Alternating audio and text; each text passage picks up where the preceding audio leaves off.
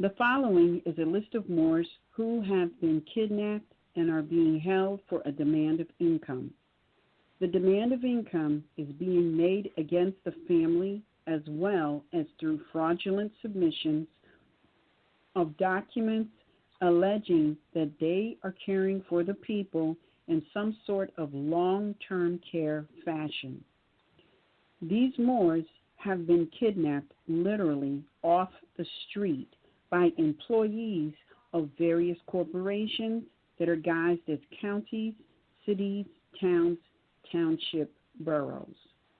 These names that we have all been mentally conditioned to believe are government are not. They are exactly what they say they are.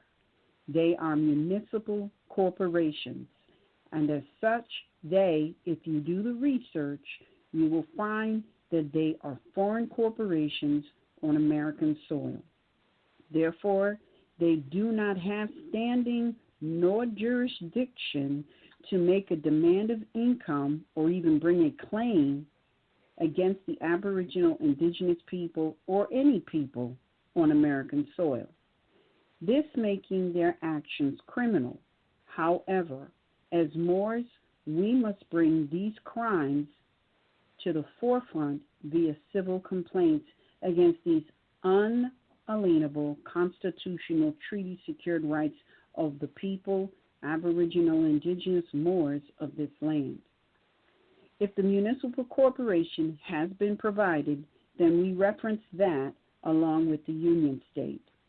If we don't have the municipal corporation where the employee works that actually did the kidnapping, then we just reference the union state that is bound and obligated to protect the people from foreign and domestic invasion. This list comprises Moors who have been kidnapped and are being held hostage by employees of various corporations on American soil, which is a violation of the American Constitution 1791, and it is a treaty violation, being that we are talking about Moorish Americans, Aboriginal indigenous to this land, who have been kidnapped by employees of foreign corporation on American soil. This making this an international issue because you have two nations with one nation warring against another. Therefore, this is an international issue. If you have a family member near or far within your immediate family or one of the family that you know and you would like them added to this list, please send an email to mhhseyeswideopen@gmail.com. In the subject line, put Kidnap Moor, and please provide us with their free national appellation, the municipal corporation that the employee is operating through that kidnapped them, along with the union state that this corporation is in purview to. So with that, we start out with our sister Abkare Bay, kidnapped through a joint venture between Memphis Corporation and Shelby Corporation under the purview of Tennessee, Daoud Il under the purview of Arkansas, Amir Moslemin Il Kusu Ra Kush Bay under the purview of Missouri, Asar Patan Amin Ra Bay under the purview of Ohio, Jeremy Paler Il, Terry Thorne Bay, J. McCall Brooks Bay, Joseph Kanaday Il, Kush Amir Bunch Il, Emmanuel Billings Bay, Yassin Khalik Alamin Il, Michael Curry Bay, all under the purview of North Carolina, Noble Crisco Il under the purview of New Jersey, Messiah Aziz Il and Crystal Il, both kidnapped through a joint venture between Mercer Corporation, Freehold Corporation, and Trenton Corporation under the purview of New Jersey. We're still waiting on an update regarding baby Patricia Bay, kidnapped by Atlantic Corporation under the purview of New Jersey, Eldridge Terran Fisher Il, Marquis Sevion Il under the purview of Indiana, Solomon Il Bay, and Mumi Abube under the purview of Texas, William Barrett Ill under the purview of Virginia, Bomani Abidwil Ill, kidnapped by Chesapeake Corporation under the purview of Virginia, Che Ray Bay under the purview of West Virginia, Thomas Lee Bay under the purview of California, Victor Eduardo Aguaye Juarez Ill, kidnapped by Harlem Corporation under the purview of Georgia, Natro Tahuti Ill, kidnapped by Benner Corporation under the purview of Pennsylvania, Rennie Bay, kidnapped by Hamilton Corporation under the purview of, Hamilton, Ontario Corporation under the purview, well, actually, it's Hamilton Corporation. The state would be Ontario, and that's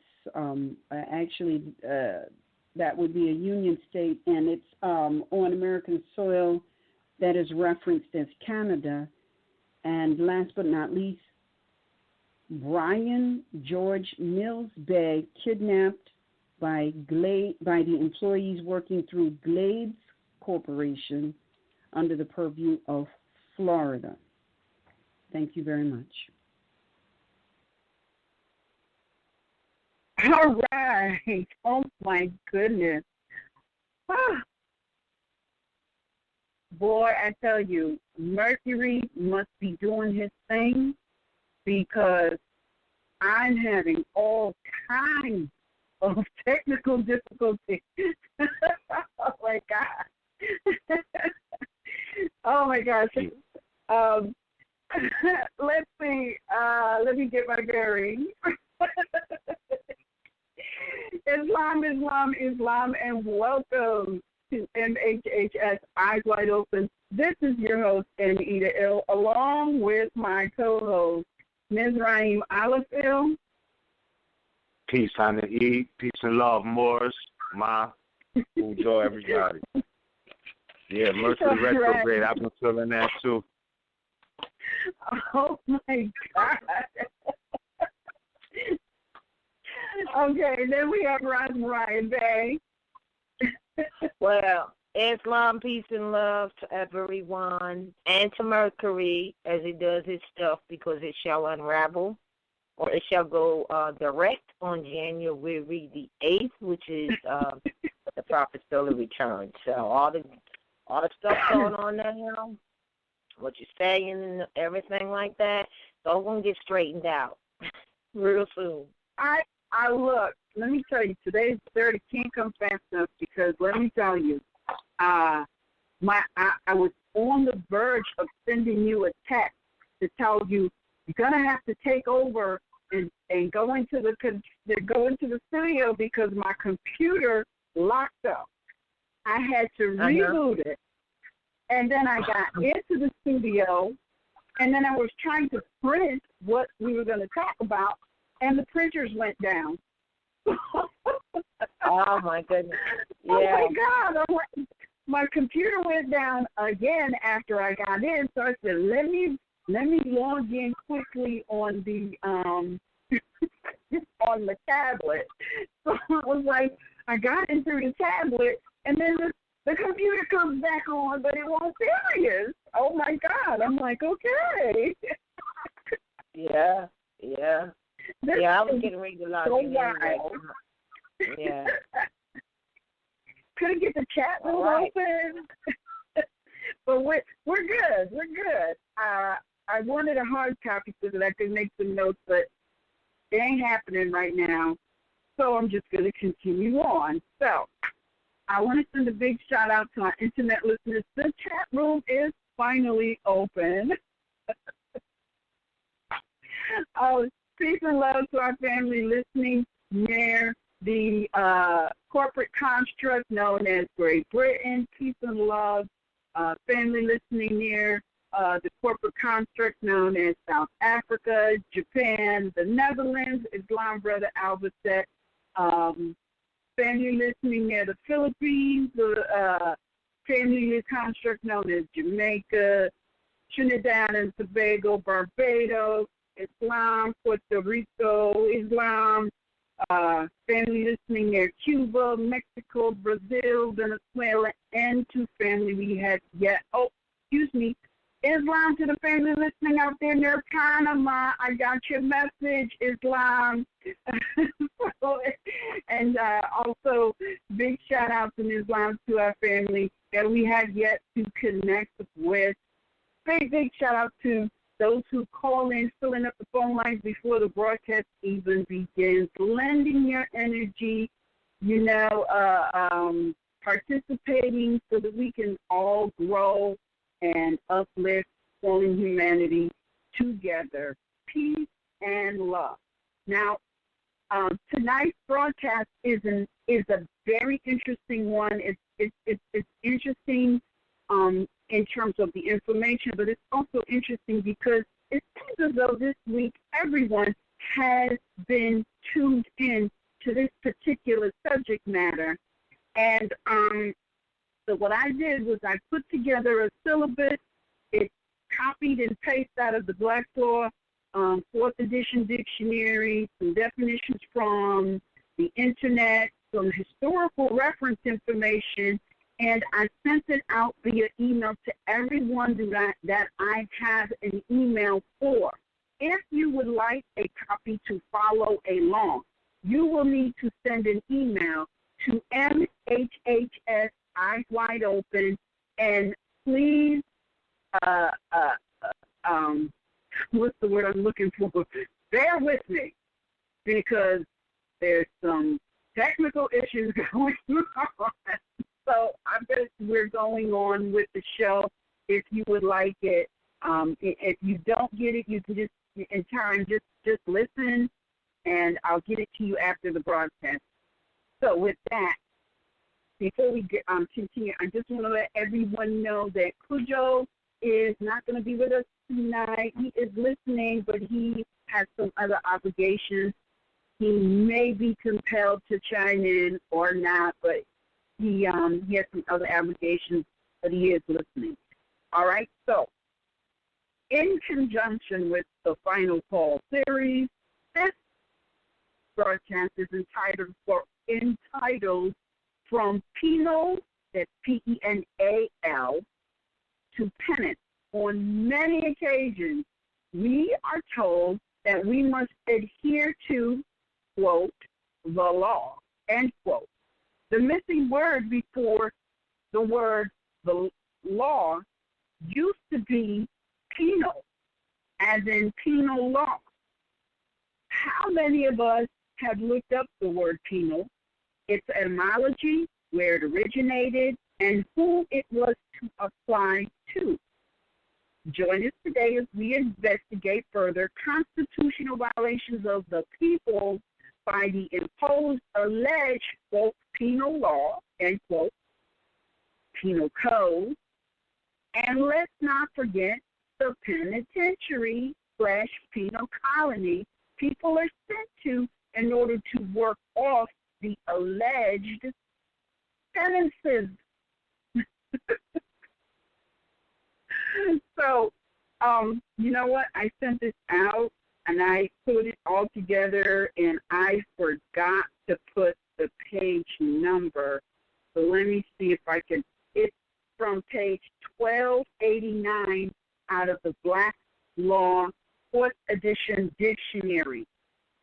I'm going to read to you the definition of penal, and then there's some other definitions all the way to penance, because I think it is very pertinent for us to understand what this word means, what it entails, and how they're using this on American soil. Very interesting. All right, so the definition of penal, now remember this is out of the Black Law 4th edition dictionary, page 1289.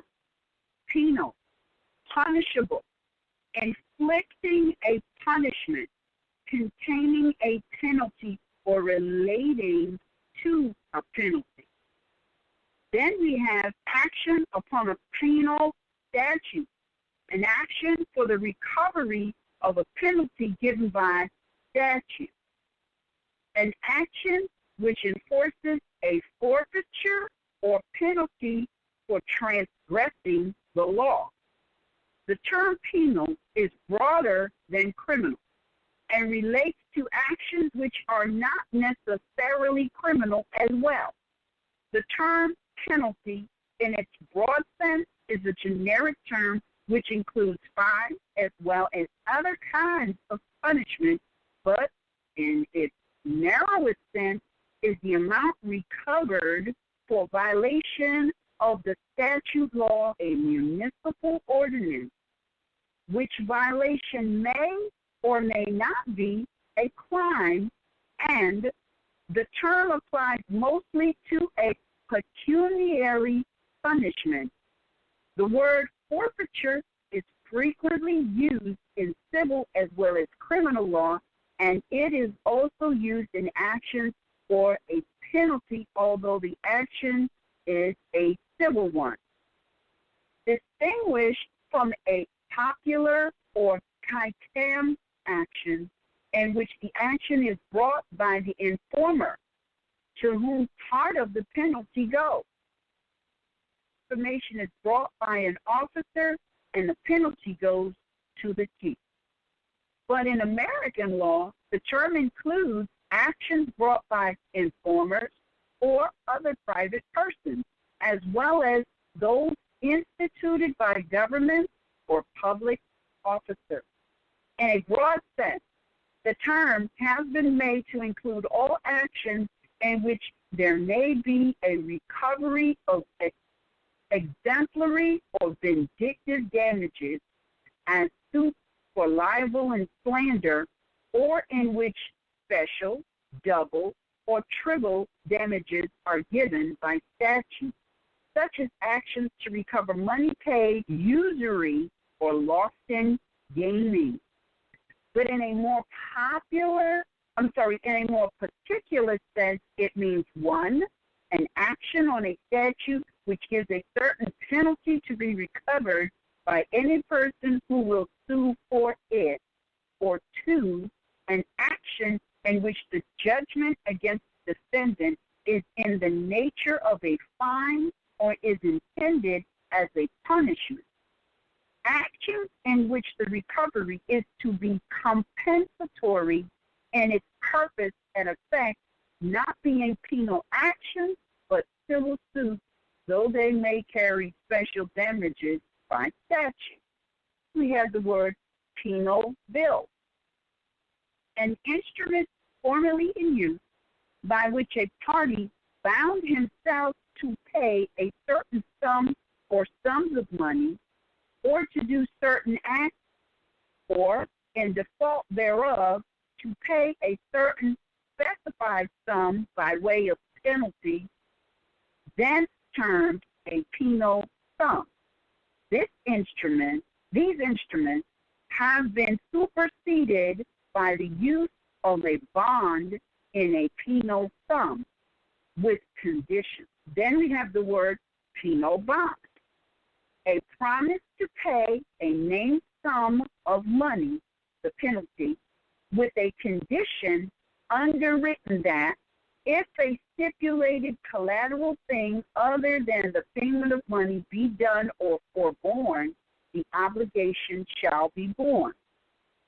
Then we have penal clause, a secondary obligation entered into for purpose of enforcing performance of a primary obligation, and nature of penalty is by way of compensation for damages and not as punishment for failure to perform, violation of the preceding clause. Then we have penal law, those which prohibit an act or impose a penalty for the commission of it. Strictly and properly speaking, a penal law is one imposing a penalty or punishment, and properly a pecuniary fine or mulct for some offense of a public nature or wrong committed against the state. Strictly speaking, statutes giving a private action against a wrongdoer are not penal in their nature, neither the liability imposed nor the remedy given being penal. If the wrong done is to the individual, the law giving him a right of action is remedial rather than penal, though the sum to be recovered may be called a penalty or may consist in double or triple damages. Where a statute is brought penal and remedial, as where it is penal in one part and remedial in the other, it should be considered as a penal statute when it is sought to enforce the penalty, and as a remedial statute when it is sought to enforce the remedy. Then we have English criminal law is a punishment which consists in keeping an offender in confinement and compelling him to labor. Then we have penal statutes, and it says the penal law, which we read previously. Then we have penal sum. A sum agreed upon in a bond to be forfeited if the condition of the bond is not fulfilled. Then we have penalty. The sum of money which the obligor of a bond undertakes to pay in the event of his omitting to perform or carry out the terms imposed upon him by the conditions of the bond. An agreement to pay a greater sum to secure the payment of a less sum. It is conditional and can be avoided by the payment of the less sum before the contingency agreed upon shall happen. By what name it is called is immaterial. A punishment imposed by statute as a consequence of the commission of an offense. Also, money recoverable by virtue holding a payment by way of punishment. To constitute a punishment or penalty, there must be a deprivation of property or some right, such as the enjoyment of liberty. And lastly, we have penance. In ecclesiastical law, an ecclesiastical punishment inflicted by an ecclesiastical court for some spiritual offense. Now, we also have the etymology of the word penal, and it says Old French, penal, A-L, from medieval Latin, penalis, from Latin, poenalis, from poena, which means punishment, from ancient Greek, pon, punishment, from Proto-Indo-European. Now, penal, of or relating to punishment, penal servitude, subject to punishment, punishable, of a penal offense, serving as a place of punishment, a penal colony. And then I gave the definition of, this is out of Wikipedia, where they give you the definition of penal colony, and I just want to read this, and then we're going to, wrap it up. I'm going to wrap it up. A penal colony is a settlement used to exile prisoners and separate them from the general population by placing them in a remote location, often an island or distant colonial territory. Although the term can be used to refer to a correctional facility located in a remote location, it is more commonly used to refer to communities of prisoners overseen by wardens or governors having absolute authority. Historically, penal colonies have often been used for penal labor in an economically undeveloped part of a state, usually colonial territories, and on a far larger scale than a prison colony may be little more than slave communities. The British, French, and other colonial empires heavily used North America, Australia, and other parts of the world as penal colonies to varying degrees, sometimes under the guise of indentured servitude or similar arrangements. The British used colonial North America as a penal colony through a system of indentured servitude. Merchants would transport the convicts and auction them off to plantation owners upon arrival in the colony. It is estimated that some 50,000 British convicts were sent to colonial America, and the majority landed in the Chesapeake colonies of Maryland and Virginia. Transported convicts reported perhaps 1/4 of all British immigrants, that's EMIGRANTS, during the 18th century. The state of Georgia, for example, Edward Oglethorne, by using penal prisoners taken largely from debtors' prison, creating a debtors' colony. However, even though this largely failed, the idea that the state began as a penal has stayed both in popular history and local lore. The British would often ship Irish and Scots to the Americas whenever rebellions took place in Ireland or Scotland. And so with that, there's so much more that I could read. And then there's another article that I included that you can read, at your leisure, that gives you a little bit more historical background. But I just wanted everybody to just listen and note that they're literally telling you that your British colonies, which today are referred to as the state, and then there's sub-corporations, which are known as county, city, town, township, boroughs, these are all penal colonies. They're still penal colonies. The only difference is they got you paying they got you paying a penalty, but you don't even know what it's for. And they don't even have any jurisdiction to impose it on the Aboriginal indigenous people, nor do they have a right to impose it on those modern Europeans who did, in fact, declare their independence from Great Britain.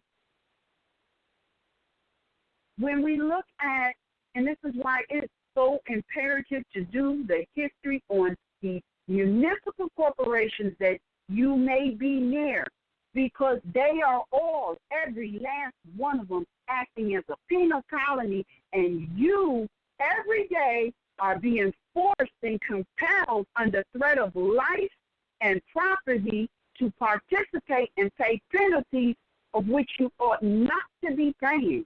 You ought not to be coming under these things, but you will if you don't do the necessary research and call the violators of the Constitution, the treaties, and the law of this land out.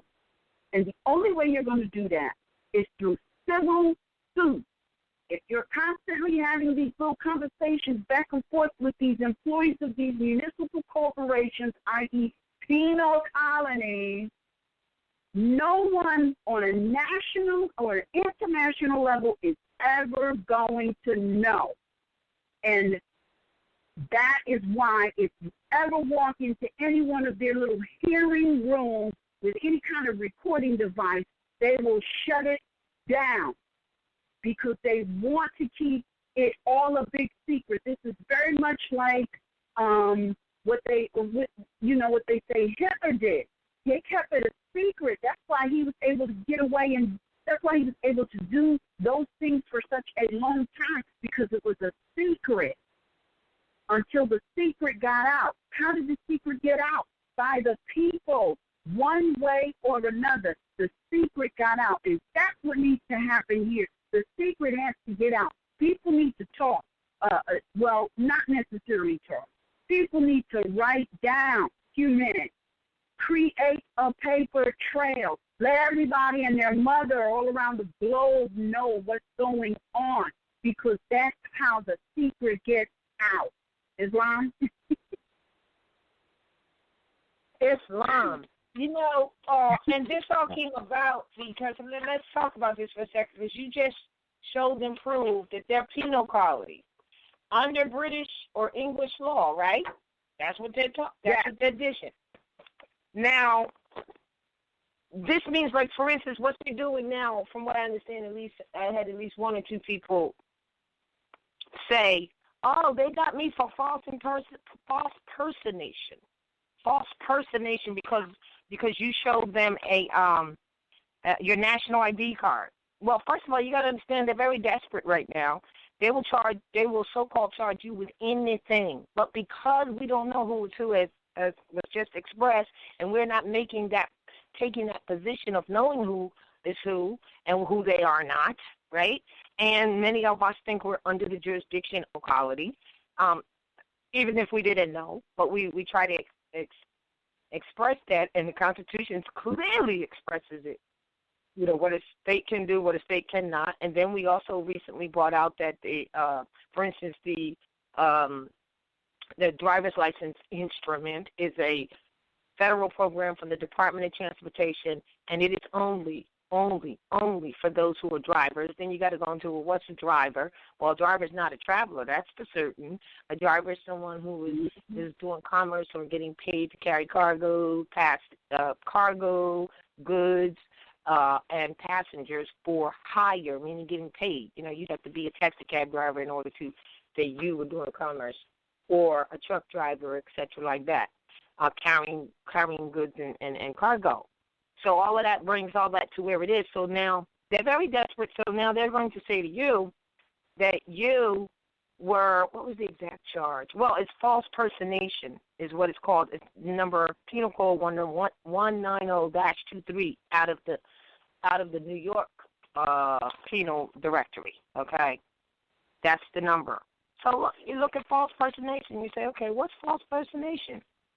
A person is guilty of false personation when, after being informed, now hold it, after being informed of the consequences of such act. Well, first of all, you got to be doing the act. I don't know which comes first, being informed, or are they trying to tell you that you are doing that act and you should know that you're not?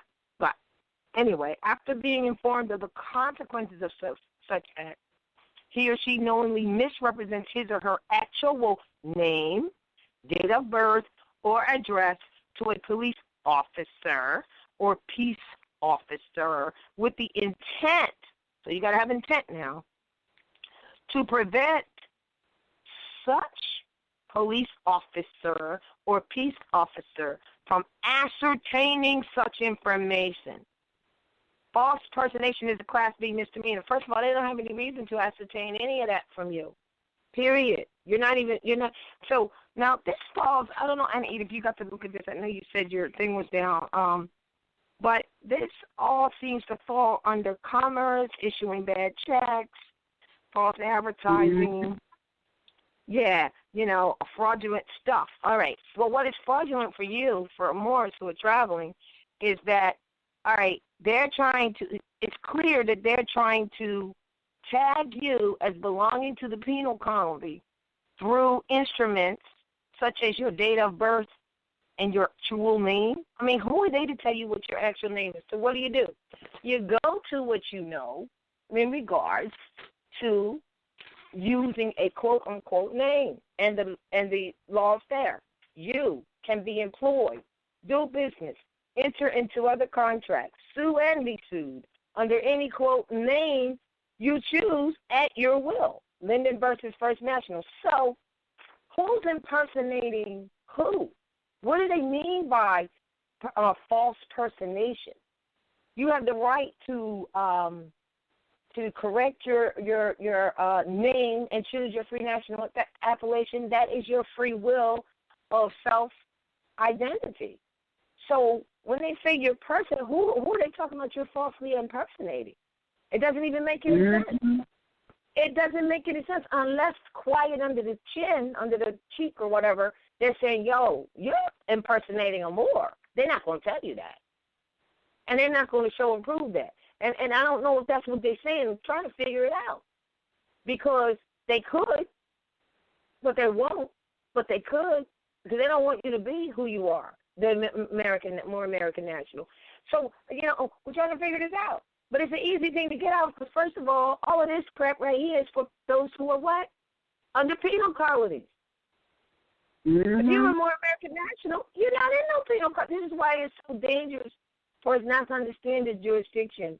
However, if we did understand this all this time, this stuff would have been nipped in the bud. See, they're just bringing this out now as a definite act because of the consciousness raising, and they know that most people have not done any bit of study in terms of, most people do not enforce the law. But if you say you're more, you're supposed to know the law. So they're throwing anything at you. So think about it for a second. Who would you be false impersonation of? You know who you are. You have a right to, be whoever you want to. And also, like I just read the case law. So you got to know these things in your dial plate so that you know how to respond to them. And they're just saying, look, all this stuff is for penal colonies. Y'all keep calling us government. Y'all keep calling us the law. We're going to act like it. We're going to act like you're under our jurisdiction because we're so desperate that we'll find anything to throw at you. Remember you were talking earlier, you were saying that ex post facto. Now, if you look in the Constitution, the states or anybody they contract to, which would be what? Those municipalities, they are not allowed to make any ex post facto law. Do you know that after they hinder you, which is a violation, then they might really arrest you, because just hindering you is an arrest, really. Then they'll find something to charge you with. They do it all day long. Like if you don't do what they say, as they pretend to be law, then they say, well, we're going to charge you with resisting arrest. Well, what arrest? There was never an arrest, right? So when they do that, they're doing ex post facto. If you look in the Constitution, they're forbidden to do ex post facto. Now, I know some people are listening saying, well, I don't know why y'all keep talking about the Constitution because they're doing what they want to do. Well, they're doing what they want to do because you are not, you and I and all of us listening, are not coming and enforcing that which is the law. So it's easy picking. They can pick anything. They're falling like crazy in trying to find anything. It's called ex post facto. You got to hit them back. You got to, be on this court. This court is not necessarily the courtroom, but it's just life, period. So your opinion, my opinion of this false personation, I don't know if you got it. I just read it, and it's so clear. And you had brought out, and you might want to speak on this, that when it says here, a person is guilty of false personation when after being informed. What do they mean by when after being informed? Informed by who? Have they ever posted it? Did you get a mailing? Did you get something in the mail at your house that told you, hey, by the way, we just created a 190.23 false personation, and therefore it is assumed that you know it? Well, first of all, it's not for you anyway. It doesn't apply. So what do they mean by after being informed, the consequences of such act? How are they seeing it? What are they talking about? What's your guess on that? Well, see, these people, what they're doing is what they always do. They have a set amount that they're trying to generate. So they're putting, in essence, what they're doing is they're putting the cart in front of the horse. The cart would be the penalty because they already looking for an amount. The horse would be the so-called penal statute. And by the way, I just want to say this because a lot of people, they're so into the statute. That's not law. Statute, that's why it's so imperative to know that American Constitution 1791, because right there in Article 1, it says that the all legislative power is vested in the Congress of the United States. All executive power is vested in the states. Actually, it's the President of the United States of America, which can trickle down, because they what do you call it?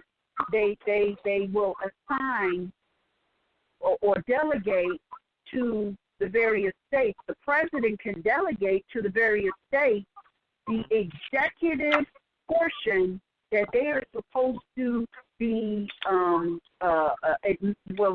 executive portion is simply administrative. So when they start talking about statute is an administrative policy written of the law, but it is not the law. So when they come at you with these, for example, this penal statute that they're referencing for, that they're saying is some sort of false impersonation, well, what law is that administering? Right? What law is it administering, number one? And number two, where is the sworn affidavit from the person that you're supposed to be impersonating? Very good. Right. Yeah. Oh, okay. Oh, that's a good one. I would love to. I ain't gonna say I would love to anything. Yeah, that's a very good question. So are they talking about the quote unquote birth certificate, name, date of birth, that fiction? Is that what they're talking about? No, I don't know. Have they shown up to say, hey, this guy's falsely impersonating me? Yeah, I mean, they're the biggest impersonators. The accusers are the biggest impersonators in that situation, though. Yeah. Like, because they're the ones who are claiming, because everything goes back to identity and nationality. That's just the bottom line of the whole situation, is it all goes back to identity, the earth or territory or land, because you can impersonate yourself, see, because you have that right to self-determination, period, bottom line. But, I mean, for a pilgrim to accuse a Moor or Al-Moroccan or American, of impersonating themselves is the highest contradiction. That goes right back to color of law. So all of that, that's not law. That's, like you were saying, those statues, those are color of law statues. It goes back to, things just been modified, whereas it started, well, I can't say it started, but you had the Christian black codes, which evolved to these statues that they're using today under different names. So they're saying that it's a law and statutes, but like you pointed out, this is an English concept that they introduced in 1853. According to what I'm looking at, it was introduced in 1853. So, that's a new concept in a certain aspect, but then we could say, well, if you go back further than that, we had them, in concubines and caves and things like that. But that wasn't for penal aspects from how that story is told anyway. That wasn't necessarily penal. That was experimental. So it's a difference. But with the aspect of stripping somebody's freedom and ability to move, that goes back to this new concept. Because remind you, the penal colonies, like you said, but they still came in on this wave from Britain, Great Britain, as Englishmen, etc. So, they still hold fast to that after, they basically, through deed or through actions, pledge their allegiance back to, those foreign nations, etc. So that's what you see. Mm-hmm. But the penal servitude aspect, though, that's serious. I remember traveling. We was in the area of North America that they called North Carolina, and there was brothers on the side of the road, chain gang, as they call them, picking trash with picks, like, So still have that aspect in operation under color of law, though, because it all goes back to identity, meaning that there's so many substantive rights, whereas you can correct your appellation on the common law, under natural law, liberty of conscience, by birthright, self-determination, things like that. That's something that the accuser has no standing to even make that claim, like whatever color of law they're dealing with, it honestly does not apply to the natural people of the land, meaning, there's different, the law of the land is the law of the land, but in the special aspect, there's different laws for different species, meaning that when crocodiles hunt or the carnivores in the animal and kill, they can't be charged with murder because those laws don't apply to them. They're different species in nature. So the same thing with Moors and Europeans, like the same laws don't necessarily to apply to us in our natural state, in our natural existence. And the most self-evident one to prove that, well, we don't even have to have a long conversation about it, is just the natural test of being out in the sun on a hot summer day. You already know who will be the last man standing in that situation. If you put a melanated Moor next to a pilgrim, a European, a modern European. So through nature, there's different laws that apply. But the thing is, we always got to keep in mind that they're operating from a wardship status, because even when you go or when you look at the penitentiary, who's running it is the warden. So wardship is always in the midst of what's really going on. Exactly. And what they do is assume the role of a parent or a owner, no different than they have cows in the stalls, and they're limited because they're overseen. They're not necessarily in their natural existence always. Like they might be on some big acres, but they're bound or confined to that acreage. Same thing when they have overseers or wardens, overlooking people's existence in a box, whereas they're looking at it just like that, like chattel, like, any other natural thing that they've captured and tried to manipulate the consciousness or mind of, to see them as a superior, whether they had to use the lash to, inflict that psychology on the animals or on the people, whatever. They have a specific detailed plan for people to assume that they have power, right?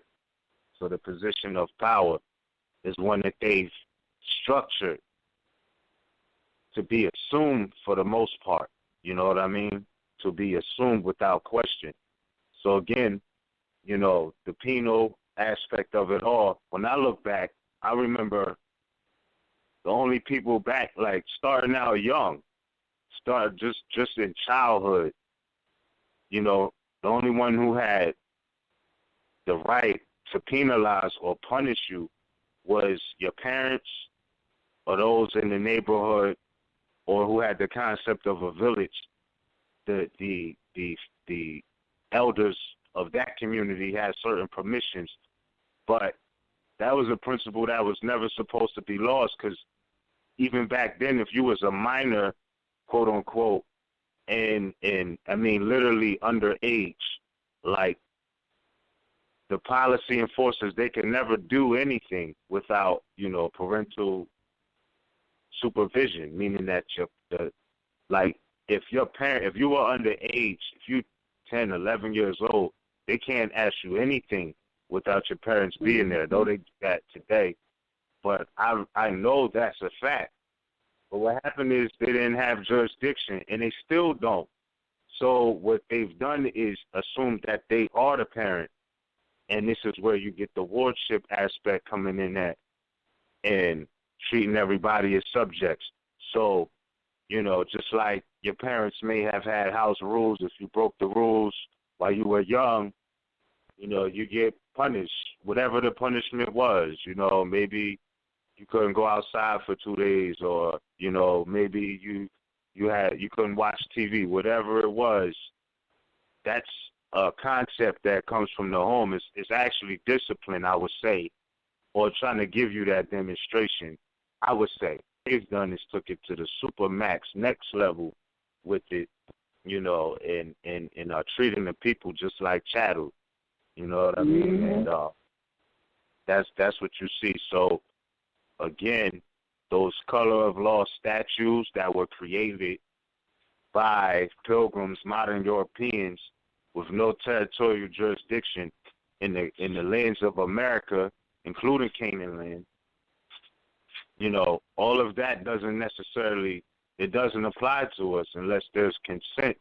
Because just like they told you in the Declaration of Independence, that those who govern have to derive the governance from the consent of the governed, meaning that you have to consent. So without that consent or attaching yourself to that, because you got to always remember it's voluntary and involuntary servitude, but that doesn't necessarily, make that applicable to you unless you consciously do that. Just like, what works for the birds doesn't work for the pilgrim. It's the same thing with many different species, So, and it is what it is. So, the penal law, it goes back to identity, the right to self-determination. Man is mine, it is, again, got to re-emphasize the fact that it is an aspect of psychology to mentally arrive at identity achievement. We can't strip you of that. Not even to go into different, mention the fact that, you have the right to, be who you want to, be yourself. You know what I mean? Self-luminous. Srimad Bhagavad Gita, things like that. And all of the quote prophets got in their proper person as well. So let's keep that in mind. Let's say this and put in perspective, a perspective also. Like when I just read a case law that says you can do business, be employed, whatever, in any name, quote name you wish to, right? These case laws that many people may not have ventured into knowing about or heard of or whatever, or took the time to study, you might be wondering, well, where did that come from? Because listen, people have enforced, mostly modern Europeans, have enforced the Constitution before. The problem is Moors, who are the object of generating finances, who have been the object of generating finances because they have been out of their proper person and identity, now they're coming to this consciousness and doing the same thing. And they're losing finance greatly in that. This is why, when we read these case laws, you may be thinking, well, where did that come from? Because we're not the first to exercise and enforce our rights. It's just that now it's our inalienable birthright. It's just that now there's so many more are starting to do it. They're frantic. So they're just trying to keep you in that status because, as we said before, many people, they're out there going, they're doing commerce. And we said, okay, all right, no problem. So what's their merchandise if they're doing commerce? Yeah. You can't name their merchandise because they don't have any. They've been using you and your improper person as the merchandise. And now we're raising lack of information. From lack of information. And this is why it's right. But, hey, what about this? What if this was going, if was a fifth, we'd all be drunk, I got that. But from lack of knowledge, lack of information, even saying what if we had enforced all of this before? The deal is to enforce it now, for now and for the people coming up. because it is the remedy. They will be scurrying, but you think that just because you caught them with their hand in the cookie jar, I remember that was said to me a while back. If you caught them with their hand in the cookie jar, right, still in the cookies, you think they actually want to take it out? They want to bring a cookie with them. You know, so this is what it is. This is where we're at. And if we were all talking the same language, which it doesn't mean you're subscribing to mine or I'm subscribing to yours, we're subscribing to the ancient rules of law that protect us. And then this would be a breakfast fight. Now, I don't think nobody has to come up with arms and guns and do all this stuff, because I think that if we all were to come up to this place and do what we're supposed to do in terms of enforcing and exercising our rights of birth to just breathe, they would rather be kinder, provided we do civil suit to them, because that's going to be part of it in order to make them change, than to deal with fighting and having, war or whatever in the streets. The only people that are going to do that in the streets are them against each other, because they have nothing to offer. They have nothing to offer on your ancestral estate if we come up to the point of that. They're going to be upset with themselves, I mean, come on. Their stock market is dropping. They thought they had money. They don't have that. A lot of chaos that's already ensued now, really, across the planet. But that's how it's going to go down. And that's when you need to know to coil back and stay out of the streets while all this stuff is going down. So I just wanted to say that this is not new information. A lot of people think, well, they're not following the Constitution. Well, guess what? That's the problem. And that's what we need to do as well, because at minimum, it keeps them from molesting you. And even those who are in the temple and have done and studied the prophet's work, he said the same thing. Enforce the Constitution that is for the United States of America, which are the colonies, the penal colonies, right? The Union States, right? The foreigners, right? He said enforce it so that you're not molested by these other citizens. Not new news. It's just that we haven't done it. So you can't say, oh, it doesn't work, right? Can they say, oh, it doesn't work if you never tried it? Never worked it? Sure can. So, and that's a big issue. And I think we as a people individually, we need to really look into ourselves and ask, why do we seem to have a challenge with enforcing that which our ancestors provided for us and all people of this land? Because it's not just specific to the Moors. Yes, it protects us, our home, this is our ancestral estate, but it protects anyone who's on American soil, all right? So why is it that, it seems as though there are those who run away from enforcing the American Constitution? Why is that? We need to we don't need to answer this. We need to look within ourselves and ask ourselves, individually and private, why do we run away from that which our ancestors left us and run toward what, has been touted as the greatest thing since sliced bread? I mean, because that's what I get. It's the greatest thing since sliced bread. Oh, this is the remedy. Oh, this is the remedy. No, the remedy is the American Constitution. I mean, if we would just study that and look at it, I mean, really, when you get into that American Constitution, you've got to pull out your Black's-Law 4th edition dictionary. You've got to pull out your unabridged prior to 1965 dictionary. You've got the etymology dictionary. You've got to pull out your Latin dictionary. And when you start going through that document, you realize just what type of brilliance you come from. Why would you want to separate yourself from that? I'm just saying, why?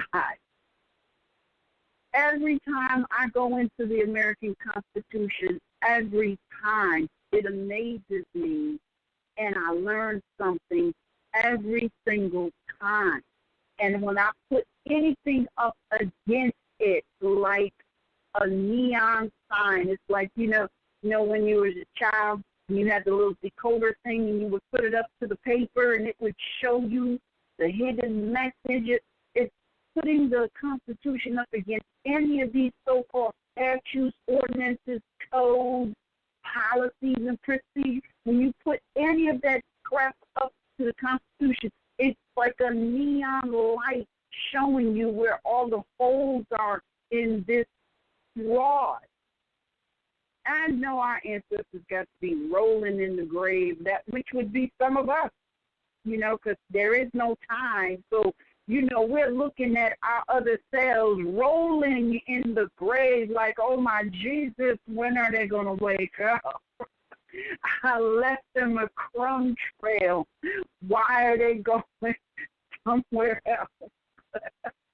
I'm just saying that I can't talk enough about. I could talk forever about the American Constitution because it's just that amazing. I can never stop talking about it because it is just that amazing. And for all of those out there who always wonder, well, what should I study? Study that. Study the American Constitution, 1791. For all of those who want to teach their children and don't know what to teach them the American Constitution. Start them from 5 years old and show them how to open up the dictionaries and look for words. And I mean, just if we did that, it is a no-brainer. It really is a no-brainer. It really is. It's not even complicated. It's so simple that it's like, what is the confusion? It's there. It's simple. It's not the crap that people are running after today. That's complicated. Oh my goodness! And in grave error. I mean, really. And like, okay, all right. So we've always identified them as corporations. Then you have the case law that says, oh, these governments call themselves governments anyway, because they went in saying, just like you keep calling them, government. And so the case law say, yo, government, huh? Well, governments don't have, they're corporations. Y'all corporations. And y'all have no parity with the real flesh and blood being. That came out of that false charge or whatever they call themselves doing with somebody. You know what? I want to telling you, I am begging you, people, go to the Ivy-based Publications website, go to the Sisters Standing on Law page, and go down and pull the document, Letter to the People of Great Britain, 1774. All right? Pull that document and read it. And then go to the American Constitution. What you're going to find, this is not just for Moors. This is for those modern Europeans who are listening. It's peace to you. And those modern Europeans who may or erroneously calling themselves Americans, all right? You're not Americans. You can't, as long as you're running around talking about you're American, you're a plaintiff in error just like Dred Scott. Just like him. But this continent, this landmass, it is protected land. It is free to everyone. And that American Constitution, 1791, it was written to protect everybody, Moors and modern Europeans alike, from every single corporation on this landmass today.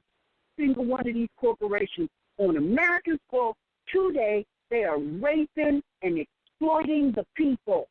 They're stealing, they're depriving, and they're enslaving the minds and the lives of the people. Every last one of them, because not one of them came over here on a ship with the resources and the supplies to build whatever they're building. They didn't come over here with that on their back. So where'd they get it from? They got it from American soil. How you going to get it from American soil? You see, American soil is just not North America now. Okay? Because the Constitution, this is the supreme law of the land. And I'm going to tell you what I discovered this week. Because I went and I was looking at the United Nations Declaration on Human Rights. And I read it. I read the whole thing. And the United Nations Declaration on Human Rights is the exact same thing as the American Constitution, 1791. It is the exact same thing. The only difference, the only addition it has is it speaks of everybody has the right to a nationality. So what does that tell you? It tells you that the American Constitution is not just for the North American continent, it is for planet Earth. Right. It is based on universal principles. That's why it is the United Nations, the Universal Declaration on Human Rights. Universal Declaration on Human Rights. Baby, you need to read it. It is the American Constitution with some additions that should tell you something. That means that all around the world, the people are supposed to be protected from infringement of every single corporation in existence today, and yet everybody has been enslaved with all of these penal codes, penal laws that are really statutes that is not law, but it is the administration of a law that no one has been told about. And if you go and you look at the statute, administrative law, that's what it is. It's referencing a law in the Constitution. For example, Title 49 is a statute. What is it administering in the American Constitution? It is administering interstate commerce. Interstate commerce. Right in the Constitution says Congress has the right to make law regarding interstate commerce. Well, what is the administrative portion? What is the administrative body for that law? It is called Title 49. And then these states get to take and make their own policies and procedures to administer a federal program which they're allowed to participate in, but they don't sponsor it because only the federal government can make law regarding the roads that go in and out and around this land. Only the federal government can do that. The states can't do that. So, so we need to understand. I don't want to understand that. Go ahead. But I need you to say, you said Title 49. But now, you read Title 49, and who does it say it's for? Title 49. It says it is for those engaging in interstate commerce. That's what it says, interstate commerce. And then what's that other thing where they describe those who are engaging in it? Don't they call them what? Drivers? That's correct. Okay. So then they give the definition of a driver. It says that it defines, believe it or not, it says in Title 49, it gives you the definition of a driver. It's not anyone going to the grocery store to buy groceries for your family. It's not anybody who is going to and from to their parent daughter's home or their friend's home or their homeboy's home or their homegirl's home just to chill out. It doesn't apply to people operating, functioning in their private capacity. You're a traveler. You're not a driver. And you can do both. For example, your day job could very well be, for example, driving a transit bus or a subway or even a plane or a train even. But if you're not acting in that capacity, that instrument doesn't apply. So, and I mean, and what we're sharing here is the facts regarding it. So that means that there is a distinction between a driver and a traveler. No doubt about it, right? That's right. And so there is a huge distinction between it. Okay, when you look at so then it says, a driver is a person, let me see, I'm just trying to find the thing where it talks about drivers. You know what's crazy? I saw a video today. It was a monkey riding a motorcycle, like a monkey riding a motorcycle. I was like, damn, even the monkeys exercising their right to travel. Literally. And right. You know what I mean? Like monkeys. So that is interesting. Well, I like that Mantis Views 29 one you put up where you showed, children actually operating. Now here's another thing. In Title 49, it specifies all the definitions, right? Traffic is commerce, trade, the sale or the exchange of such things as merchandise, etc., like that. They have strangely mixed truth and falsehood. So they taught us, and our children that they needed to have a driver's license when that was not the truth, so that they can gain generations of people who would participate and clip their own liberty of what is it? The liberty of being able to go to and fro without a hindrance. So if you are a driver, you have a what? What do they call your conveyance is called the vehicle, right? In the driver's instrument, in the driver's motor vehicle. A motor vehicle. A motor vehicle. So you can identify yourself as a driver, and you cannot identify your conveyance.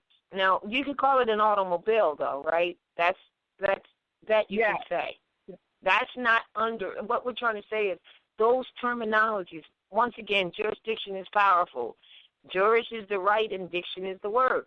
So if you say I was in my motor vehicle, you just admitted to doing commerce. I know it sounds, silly, but it's just so true because words are everything.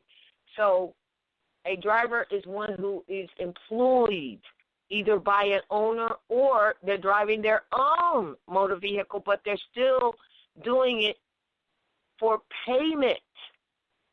So when you look at the fact that you're a traveler, then you go to the definition of a highwayman.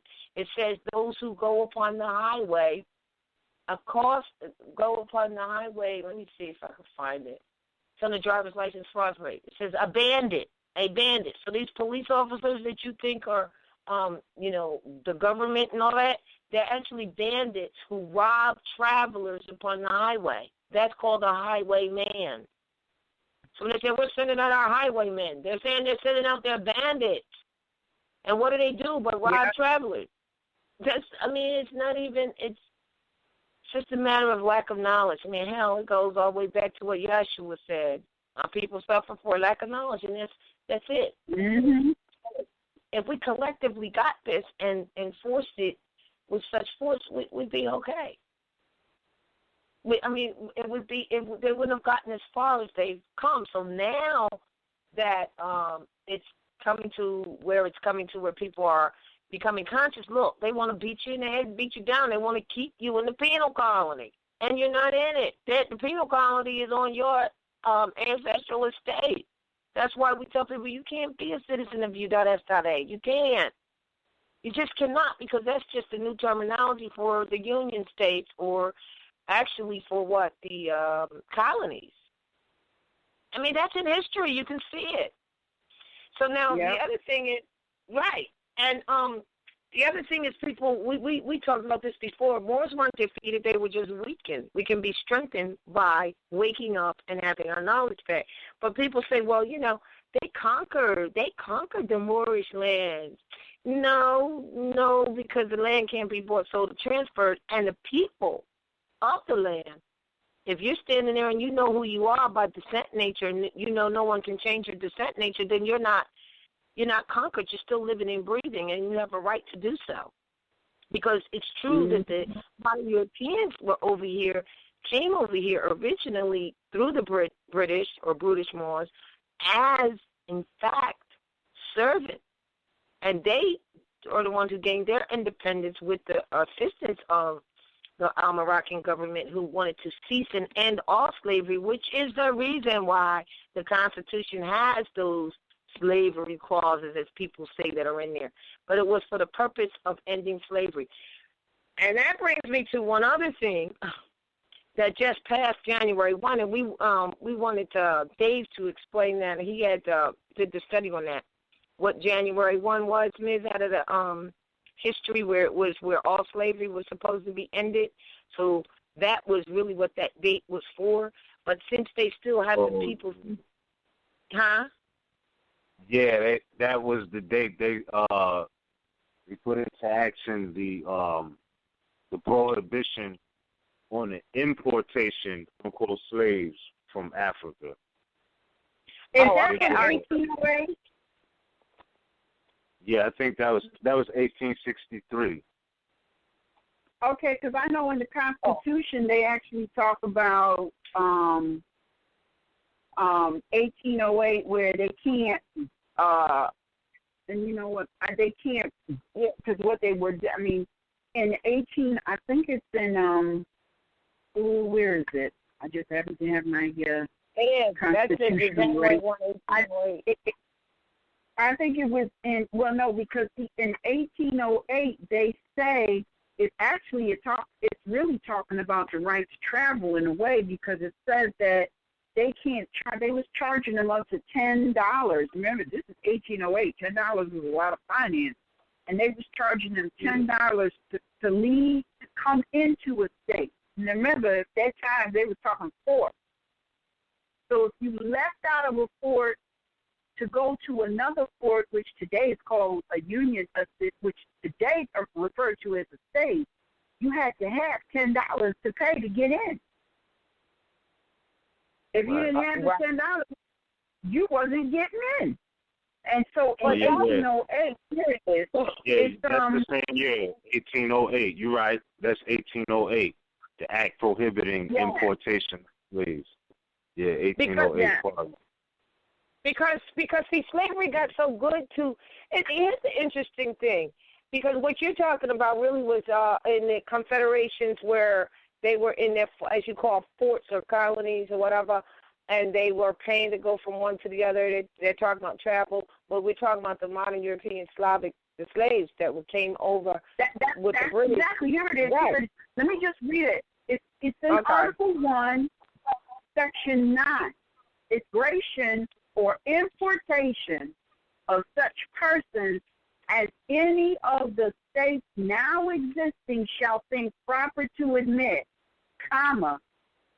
shall not be prohibited by the Congress prior to the year 1808, but a tax or duty may be imposed on such importation not exceeding $10 for each person.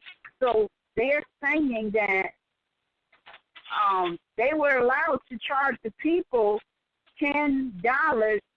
entering into a state. But after 1808, they could no longer do that. Oh, but they do that now. I guess they kind of have a fiction on that kind of sort of with tolls.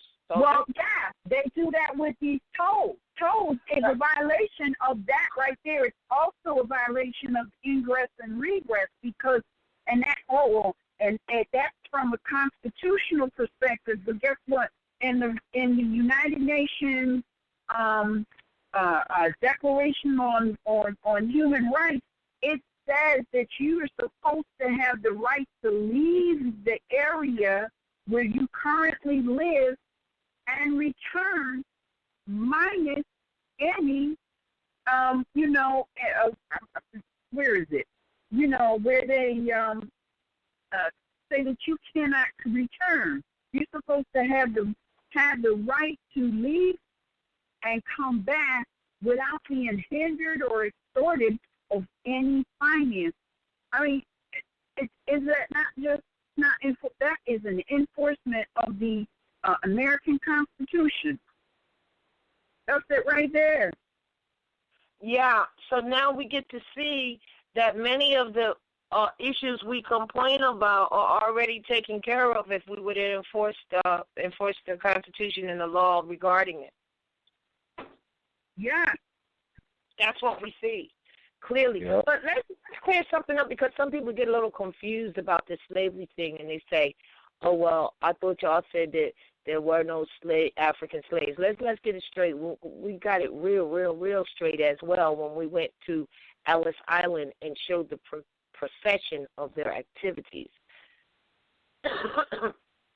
That we're talking original slaves here, modern Europeans that came over with the British Moors to do fur trapping and just, servitude, right? And a lot of them came from out of the galleys or the jails or whatever. Those are the original slaves. What I find interesting is that during the time when they were asking for their independence from being under that rule, they decided they would pick up and be slave masters themselves. Remember, if you watch that series, it was 6 weeks, Ms. It was called The Book of Negroes. It's an excellent movie. If you haven't, you gotta watch it. Did you watch it, Annie? Yes, I did, because you told me to. I wasn't going to, but then when you started telling me some of the things that were said, I was like, well, hold on a minute. It seemed like the Negroes really wasn't the copper-tone people. Exactly, and that movie shows you and proves it to you. Yes. I mean, these Europeans that went by the sister, and they said, "Are you a Tory?" Which means a British Moor, right? And she says, "No, I am not." And they said, "Great, because we're not going to be slaves anymore for them." It's right there in the movie. There's a modern European telling you that.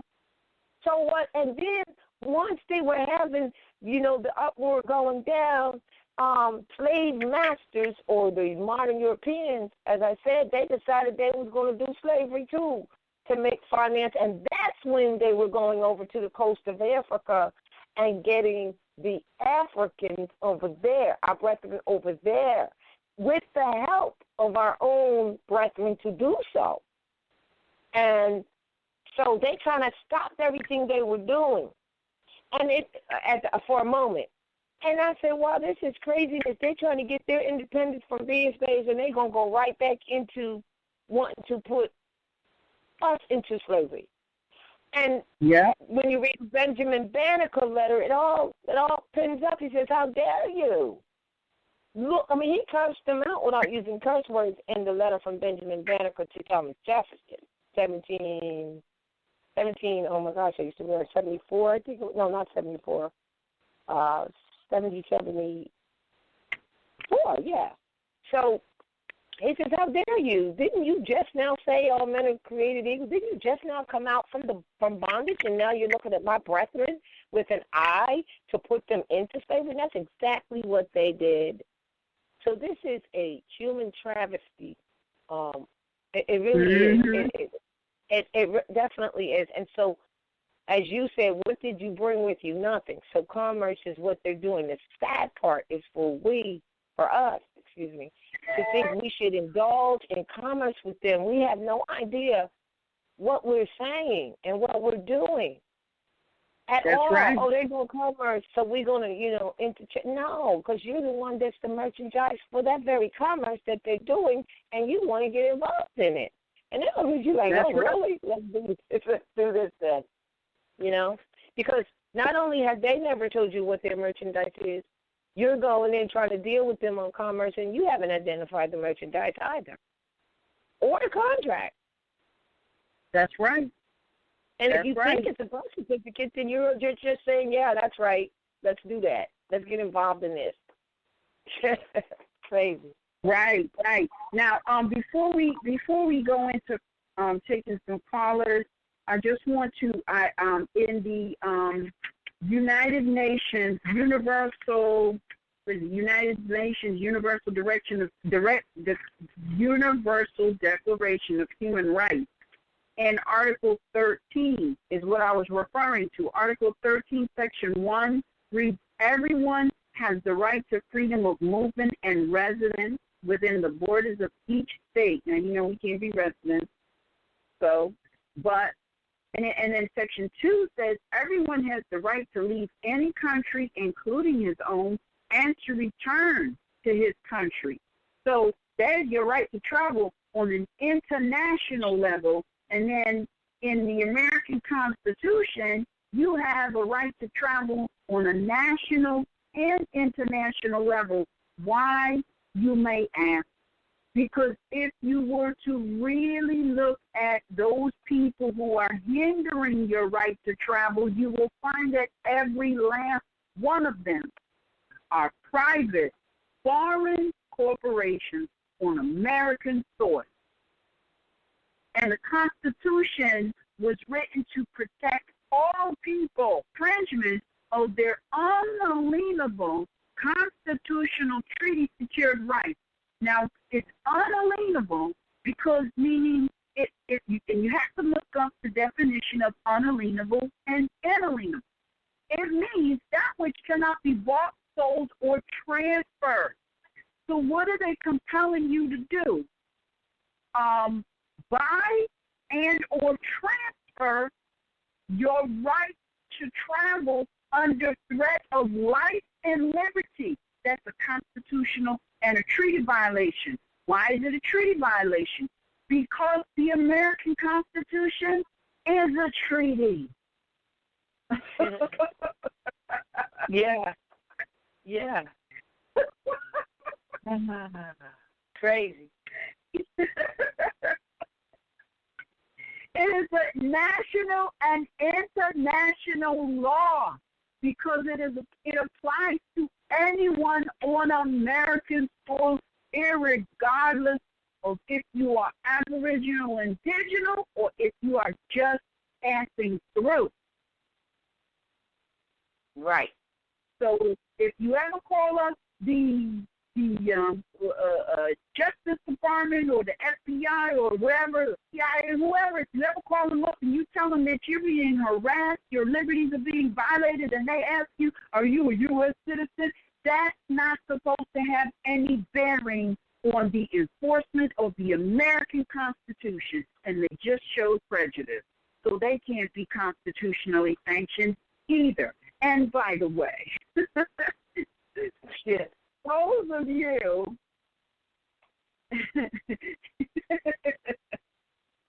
for those of you who've been paying attention, I have been saying that the police are not constitutionally sanctioned. I've been saying this for years, thanks to Sister Jayana, pulling my coattail, on the Interpol website, front page under the United States.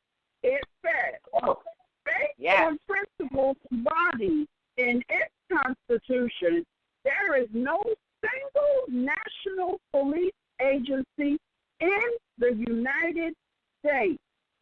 Already knew, because if you go through the American Constitution, you will see there's in here.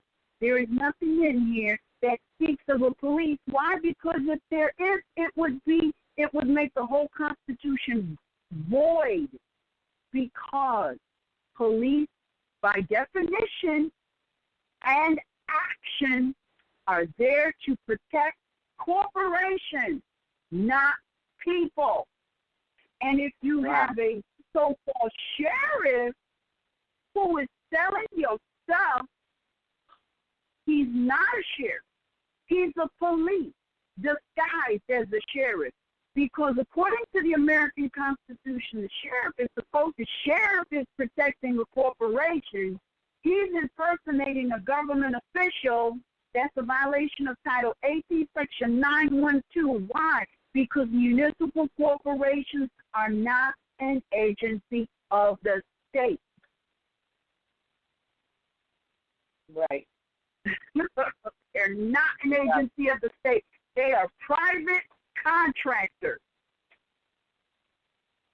So if one of these private contractors comes and sells your stuff under the guise of a sheriff, that's an impersonation of a government official. That's a violation of Title 18, Section 912. So who's the real impersonators? Who's the real impersonators? These real impersonators really are the police because they're alleged to be law enforcement. So what law are you enforcing? Because every single time I have ever gotten a ticket, they always reference a statute. The statute is not a law. The statute is administering a law. What law are we referring to here? These people are so, let me tell you, these people, they're so comfortable in doing what they do that when you approach them and ask simple questions, they will tie themselves into a pretzel to avoid answering. Literally, you ask them, if what you're doing is so right and correct, why can't you answer the question? And they act like they never heard you. If what you are doing is so right and correct and it's constitutionally sanctioned, why can't you answer my question? See, people be like, what, they want to go in there, oh, you don't have jurisdiction, you don't have jurisdiction. My issue is not jurisdiction because you are alleging you got jurisdiction. So show me the verifiable documentation that proves you got jurisdiction and can violate my constitutionally secured rights, compel me to buy and constitutionally secured rights, all right? Bring it to me. I'm not going to play this game of you ain't got jurisdiction. I want to know. I want to see.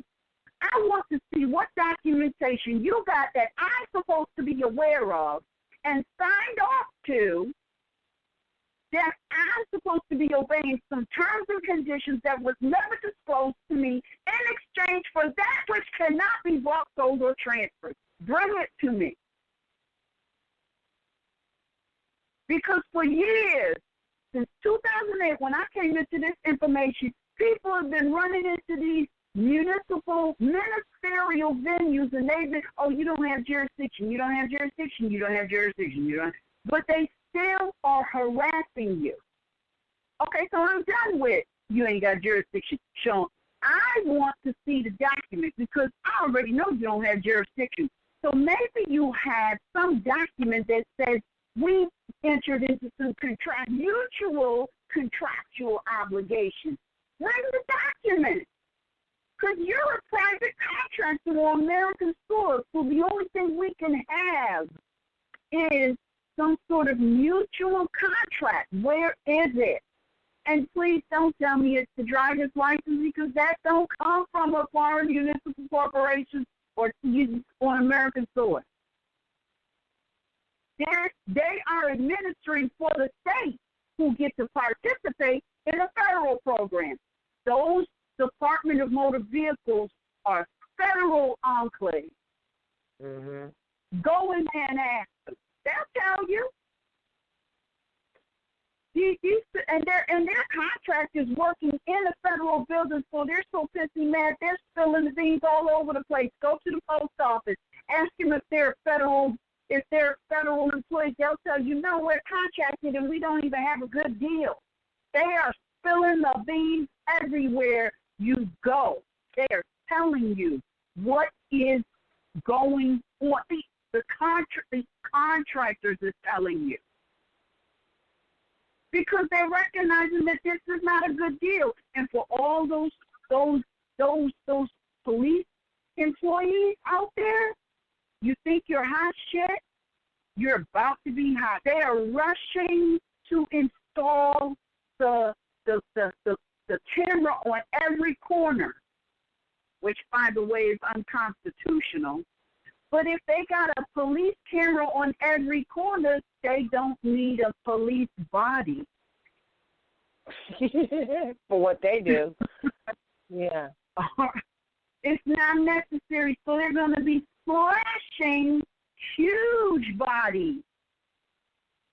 Huge bodies. So if you think that these corporations are not loyal to anybody, because at the beginning and the end of the day, they are corporations. They are in it to generate income. And no, we ain't going in there talking business. And if there is some business going on, you got to produce a contract, and there's got to be merchandise involved. And you got to be fully aware of it. Can't be a surprise.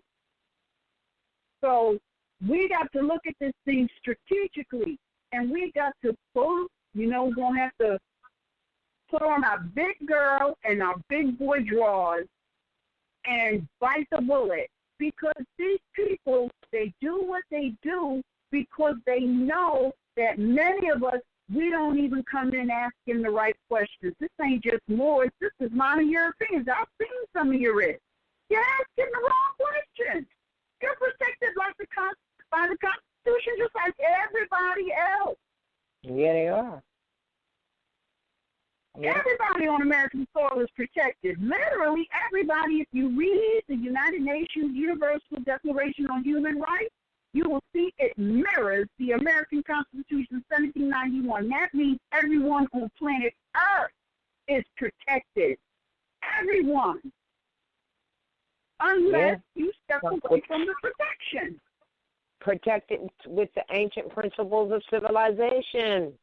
Exactly. I was floored. I was reading this thing this weekend, and I almost fell off my chair. Because I was like, well, wait a minute, this is the American Constitution. I started writing it down. Look, to Article 5.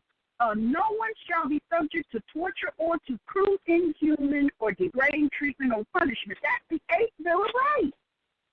Article 9, no one shall be subject to arbitrary arrest, detention, or exile. That's the 4th Bill of Rights. This mirrors the American Constitution. Who knew? Who knew? We've been saying it, really. But who knew? Article 1, freedom of religion. Everyone has a right to freedom of thought, conscience, and religion. This right includes freedom to change his religion or belief, and freedom either alone or in community with others, and in public or private, to manifest his religion or belief in teaching, practice, worship, or observance. That's the First Amendment.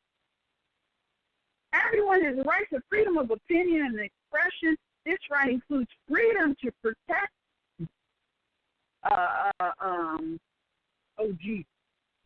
freedom to protect, hold opinions without interference, and to seek, receive, and impart information and ideas through any media, and regardless of frontiers. That's your freedom of speech. Everyone has the right to freedom of peaceful assembly. Is that not the American Constitution and the United Nations Universal Declaration of Human Rights?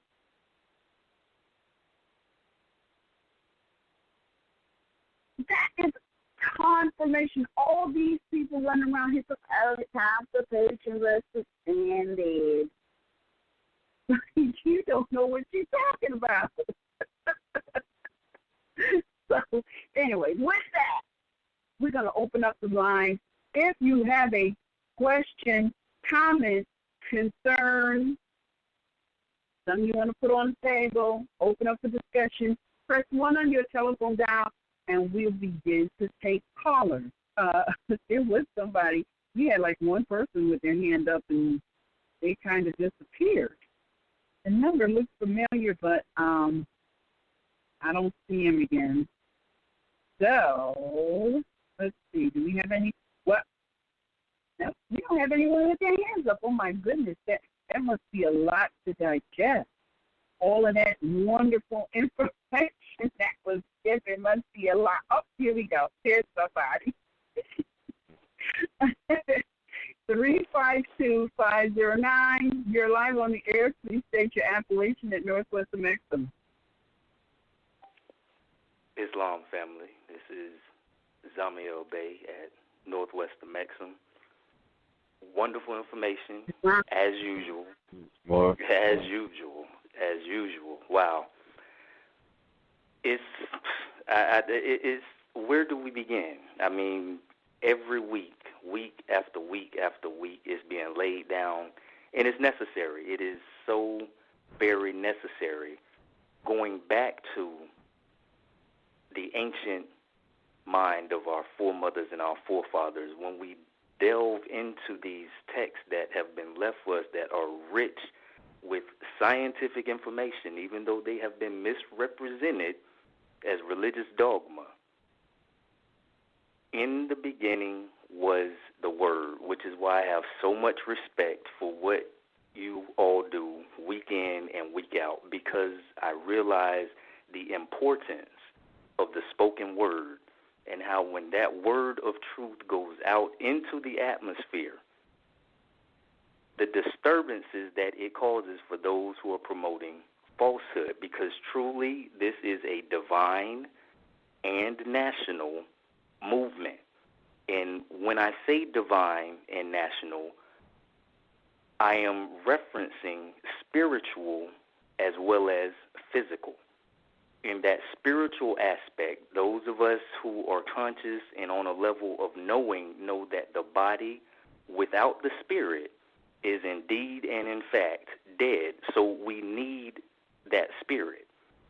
And camelbacking off of that point, I will at this point reference the Holy Quran that was divinely prepared by the Prophet, chapter 41.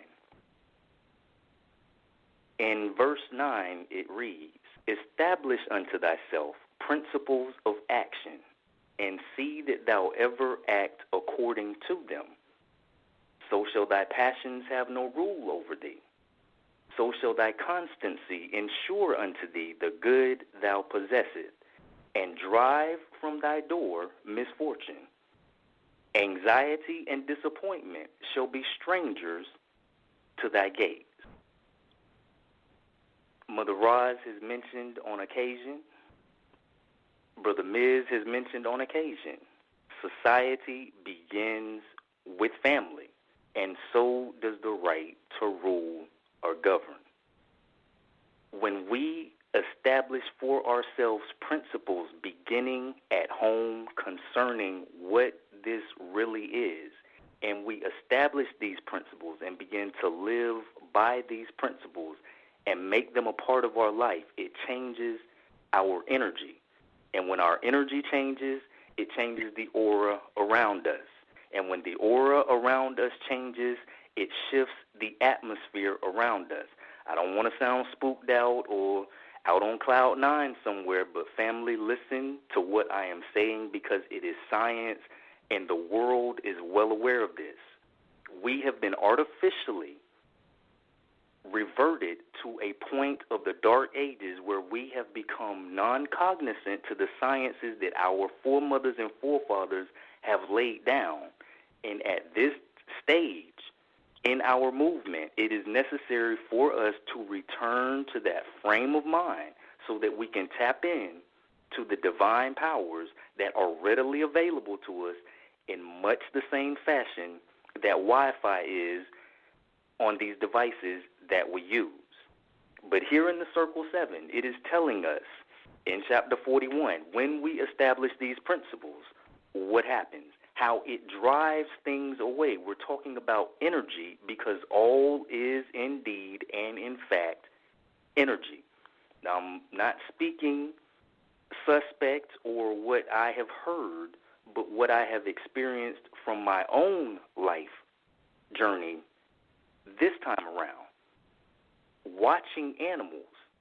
Now, we may call these policy enforcers and these other people who are opposing and oppressing us savages, but family, even animals pick up on energy.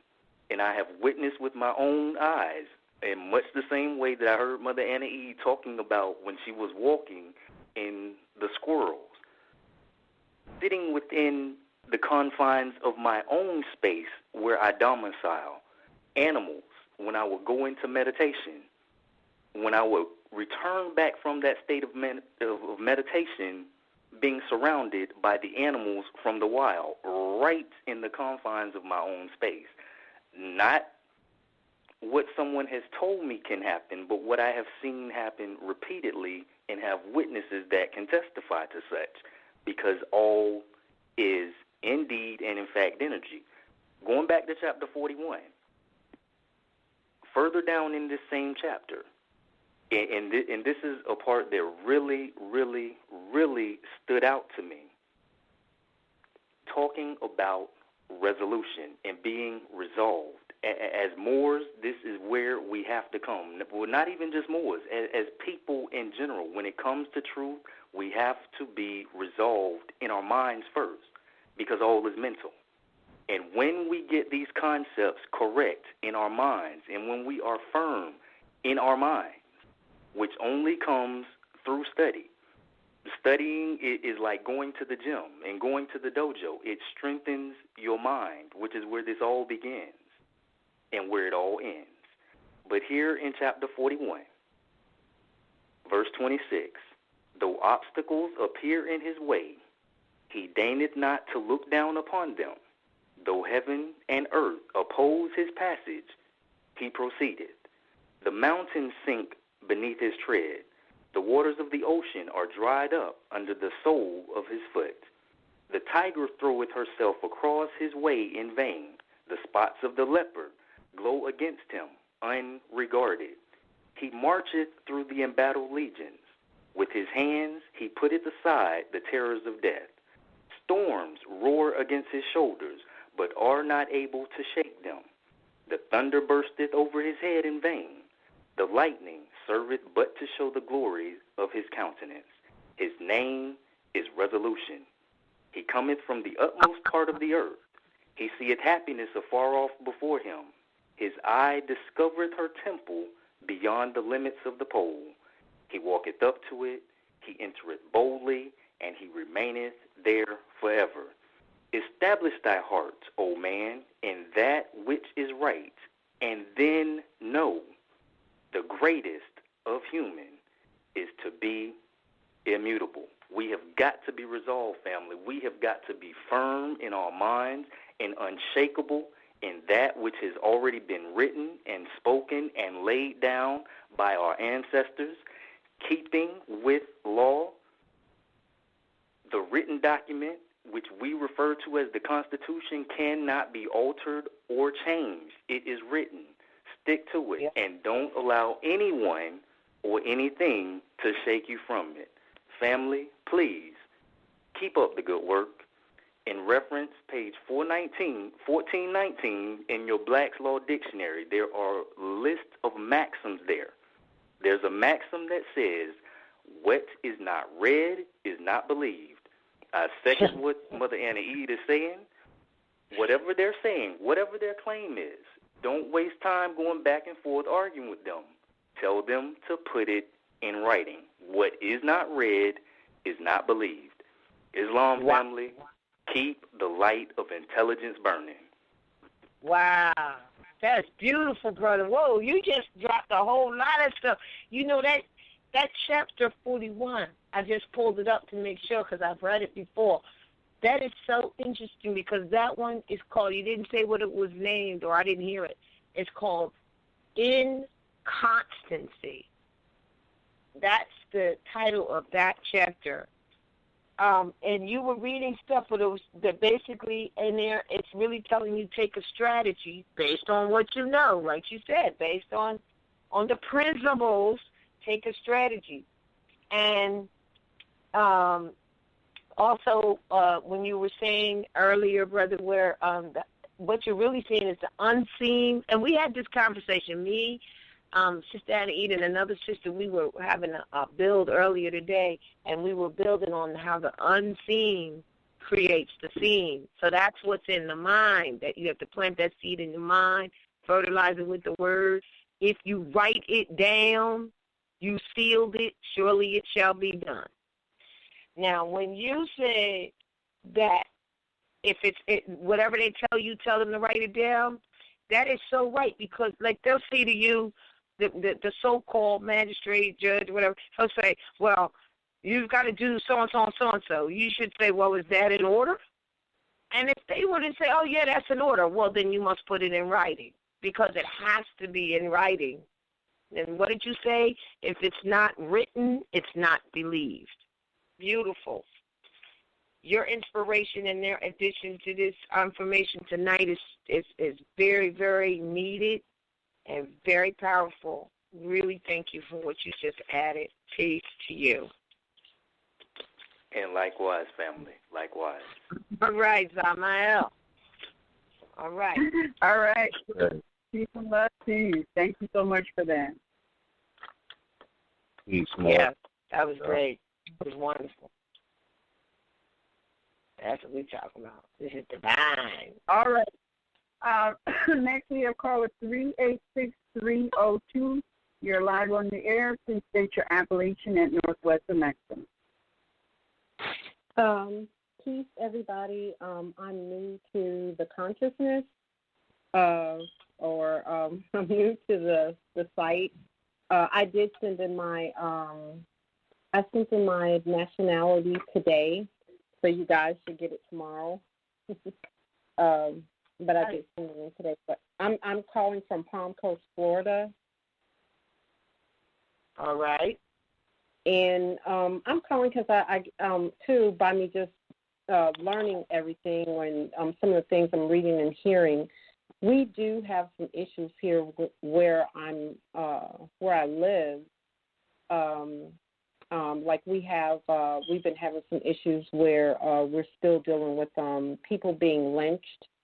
Some of the, of course, they're not putting it out in the news, but every so often I'll go to like one of the NAACP meetings, and they do mention it in the meetings there. And I have one friend, she works in the hospital, and she told me about an incident where a guy came in and he was lynched. He was burnt to a crisp, and she heard the police, they were whispering about it, but of course they knew what was going on. And also too, we've been having instances where we've been having a lot of children being kidnapped. Like one, I think it was like maybe 3 months ago, we had like 20 kids missing in one day. And of course, they were all of our Asiatic Moors, children.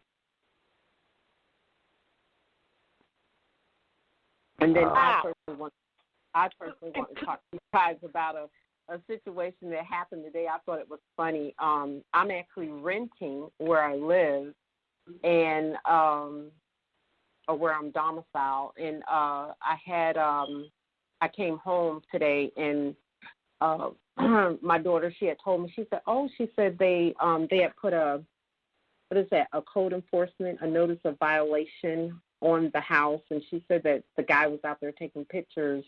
Actually, what happened was, of course, we got hit by the hurricane, and we had two of the windows that blew out in the house.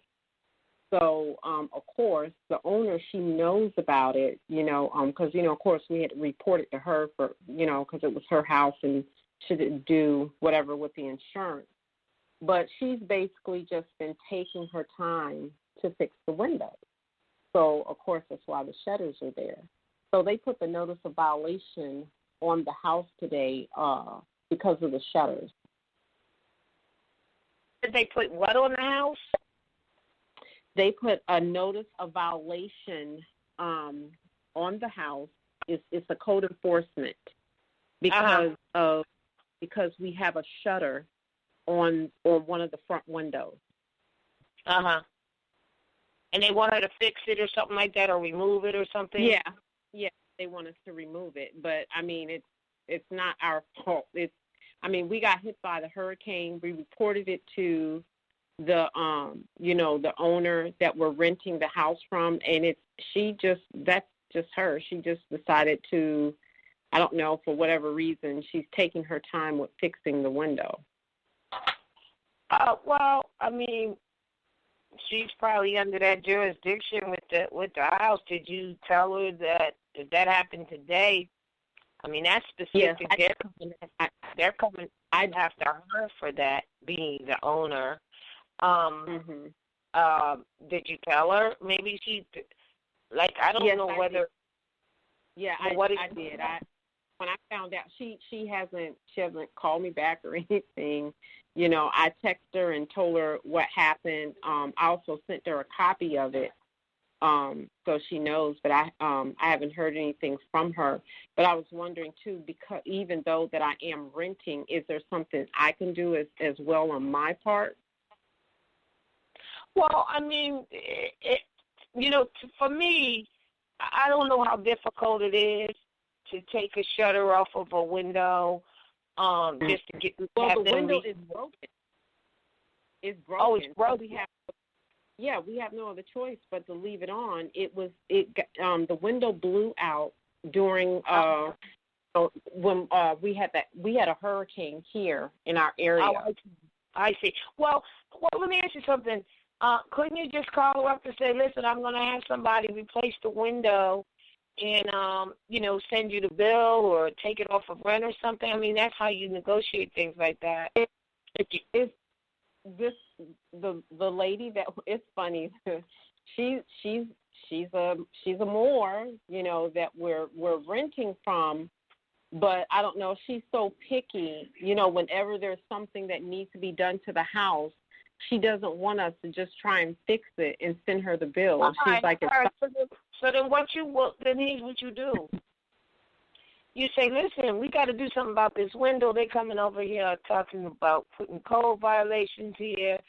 And we can't remove the shutter. I got my babies in here, myself. We need to be, sheltered from the weather. Like, what's up? So this is between you and her. This is between you and her, not you and the code people. This is between you and her. Okay. Absolutely. Yeah, absolutely. Because you don't want to, what are you going to go to the code people and tell them, hey, look, she's acting right? You want to do something because they're saying here that they're empowered to impose fines at the rate of up to $5,000 for each day. Well, did she know that? Like I said, I sent her a copy of it and I emailed her, because she didn't answer her phone. So I texted her, also emailed her, and I sent her a copy of the violation. Well, here's what I would do if I was you, because you'll be saving her and you. You need to have shelter from the elements, and you just say to her, look, we got to get this thing fixed. You want me to take care of it and get her agreement, even though you say she doesn't like that. You can't stay there like that either. So you say, I know. Look, I think it was a good thing that happened because it's not like she didn't get the money from the insurance. She has the money from the insurance. They've already paid her. Her thing is, she doesn't like to have professional people to come over and do it. She'll try and have her husband come and do it.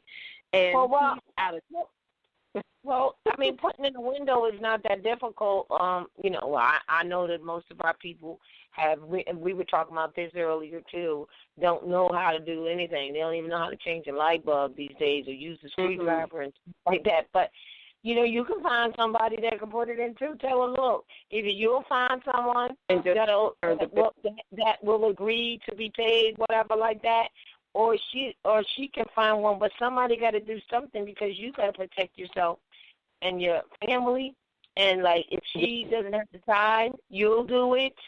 And just get her agreement that she'll pay it. That's it. I mean, it is between you and her at this point, not you and the code enforcement, because they'll just find another reason to fine her. You know what I'm saying? So that's what you can do, maybe to help her. Maybe she does. Maybe she is picky, but maybe under these circumstances, we ain't got time for that. You know, like this might be your lesson to learn not to be so picky, because you are picky too about about protecting yourself from the elements. So I would keep it between you and her, as opposed, and you stay on her about fixing what needs to be done, or allowing you to find the person or persons, whatever, to take care of it, and keep it between you and her. Don't give it back to them, because they're looking for more reasons to harm her. And then if they find her, that's all bull, then, they could fine her, which is really taxing her right out of the property. So you don't want that to happen. So you need to set your pocket. Yeah. All right? Still have okay. And as far as those hangings and lynchings and stuff, like wow, that's a whole nother thing. But nothing has been actually written up or reported, not even in a small newspaper in your area regarding those things. No, they definitely keep it out. I mean, like I said, I can talk to the people at the NAACP. I don't know how they're finding it out, but I know the NAACP knows about it. When I go to the meetings, and, they have a section where they do the report, and they'll basically tell you, like, some of the things that are happening in the, in the city, and they report it. They need to get a newspaper too, because that's why Prophet Noor Ali said that we would need newspapers our own, because naturally those people who are doing the lynching ain't gonna tell people. They might have a little newsletter of their own in their little private meetings, and they might be reporting just what they did privately. But so even with NAACP, they should have a newsletter. Somebody needs to be talking about that for real. Yeah, I know. NAACP here is really weak, and they're all weak. You have to understand the history of who they are and how they became established, even though they made. And it's a sin when people who are involved in any organization, association, etc., club, whatever, don't know the history of that in which they're involved in. However, the story where that is concerned, we have in a book called Tribute to the True Inventors of the American Culture, and I wrote that book, and I did the research, and the NAACP used to be, initially, they were the Niagara movement, and in 1909 they were, Niagara, like Niagara Falls. That's what that organization started with. E.B. Du Bois was a part of that originally. Okay. Well, actually, what happened is there was a small, what they call race riot in 1909, and that's a very important date, because you could go to any of these NAACPs, they're going to tell you they started up in 1909, because what happened is after the race riot, then a group of so-called Jews or Europeans, they started it back up again. And if you go to that NAACP meeting and you ask them for their charter, you will see in all of them they're not allowed to own any property. So when they came back up, as the NAACP, and their charter says they can't own any property, right? So how is that going to help the economic position at all regarding, these so-called Negroes or whatever, as they say that in national. Yes. Yes. Yes.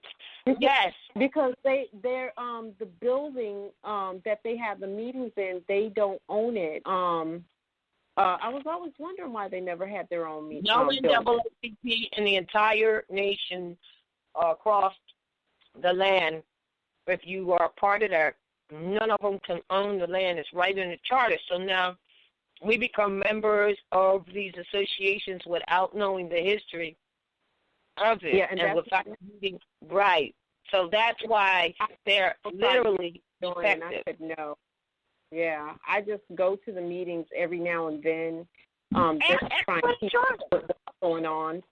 Yeah, I mean, I just go because I like to try. When I live in a community, I like to know something about that community. I mean, when we moved here, I went to the Chamber of Commerce. I went to the school meetings because I wanted to get a really good feel of where I'm living at and what's going on.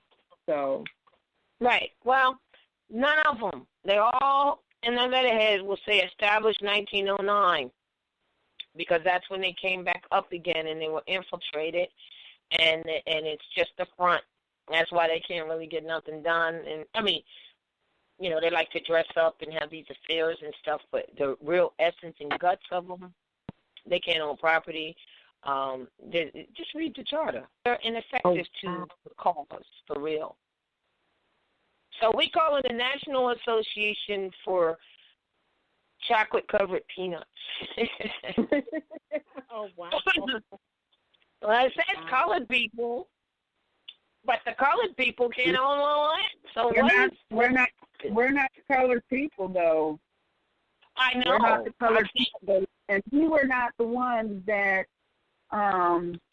were being transported from the south to the north by what was Harriet Tubman's Aboriginal Indigenous appellation? Because it wasn't Harriet Tubman. Oh no, it was Rosmira, something like mine. I forgot. Ross something Bay. That's who she really is. Harriet Tubman. Yeah. Araminta Ross Bay. Oh, Araminta. Araminta Ross Bay, right? I know it's Araminta. Yeah, Araminta. And Araminta Ross Bay. That is who Harriet Tubman really is. How about that? Oh, wow. She wasn't transporting us. We were already here. She was transporting modern Europeans. Yep. Right. Sure does. Oh, wow. Yeah. They're the slaves. Really? Oh, it was never us. Now we know why we need our own. Now we know why we need our own schools. And we met her. I think is it her granddaughter or great granddaughter? She lives here in the city. I met her. I think it's either the granddaughter or great granddaughter lives here in the city, and she told us that the family still has the house, and she said the city of course is trying to take the house from them, but they make sure that some family members living in the house. Right. Oh, wow. That it is possessed, is in possession of it. Maintaining possession. Yes, and she told us that the Underground Railroad is closed off in there, but also too that it was leading to other houses. So she said there's a spot in the kitchen, and they actually put like a plaque over that little spot, and you can still open that little door and go through it, and you can. I don't know if she said it was 3 or 4 miles long in there, but it was leading to other houses. But of course they sealed it off. Wow. Wonderful. Yeah, because like my daughter's in film, and she was talking to my daughter about actually letting her go over and doing a little documentary on it. So, but yeah, she lives in our city though. Oh, and my daughter, she wanted to ask you some questions too. She may not even know her own family history. Yeah, she probably knows. Of Adamina Rocky Day. That's what it is. I just sent it to you, right?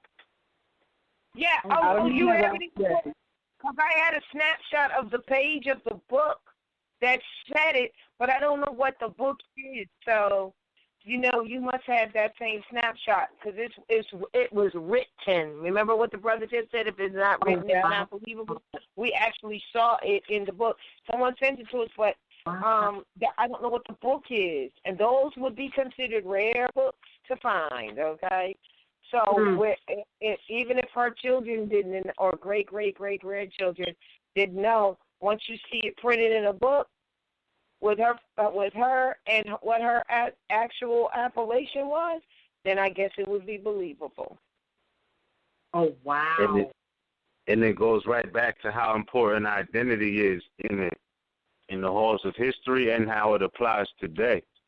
Because, under the color of law, because specifically when you're talking about, like, cities trying to claim, houses, when the Aboriginals have the right to claim the land, and then you got Romans that are assuming positions of power as if they're American and that they have authority on American soil, you got to really know, why nationality is important with so many ramifications, like on national, international levels. And like you said, we know that they are, who they are, but still in all, we are who we are. And it's like, they don't really have territorial jurisdiction. That is a fact.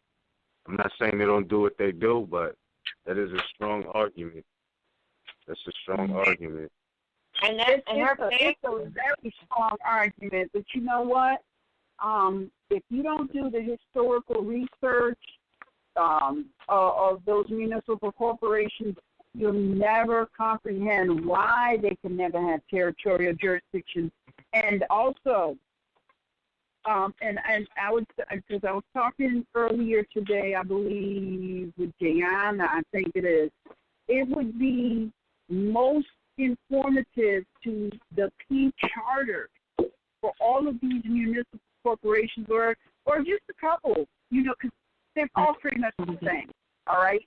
They're all pretty much the same, but if you get the charter for one of the municipal corporations that you're near, and you look at the territorial sales boundary, because that's what it is. Either sales territory, and you never, people just don't connect the dots. They say, oh, I'm near the territory of so-and-so. Well, I've been in sales in my life, so I know when I hear the word territory, I know you're talking sales territory, right? Now, sales territory is not relative to geographical landmass. Sales territory is relative to fictitious marking. And when you go and you look at all of these, charters, their sales territory is marked by, like, for example, they'll say, go west to State Street and then go north to, and they might reference a river, go down, and this is how they talk. The challenge today is most of those, if not all of those marks, no longer exist. They don't even exist, so they really don't even have a sales territory anymore to speak of in terms of a sale.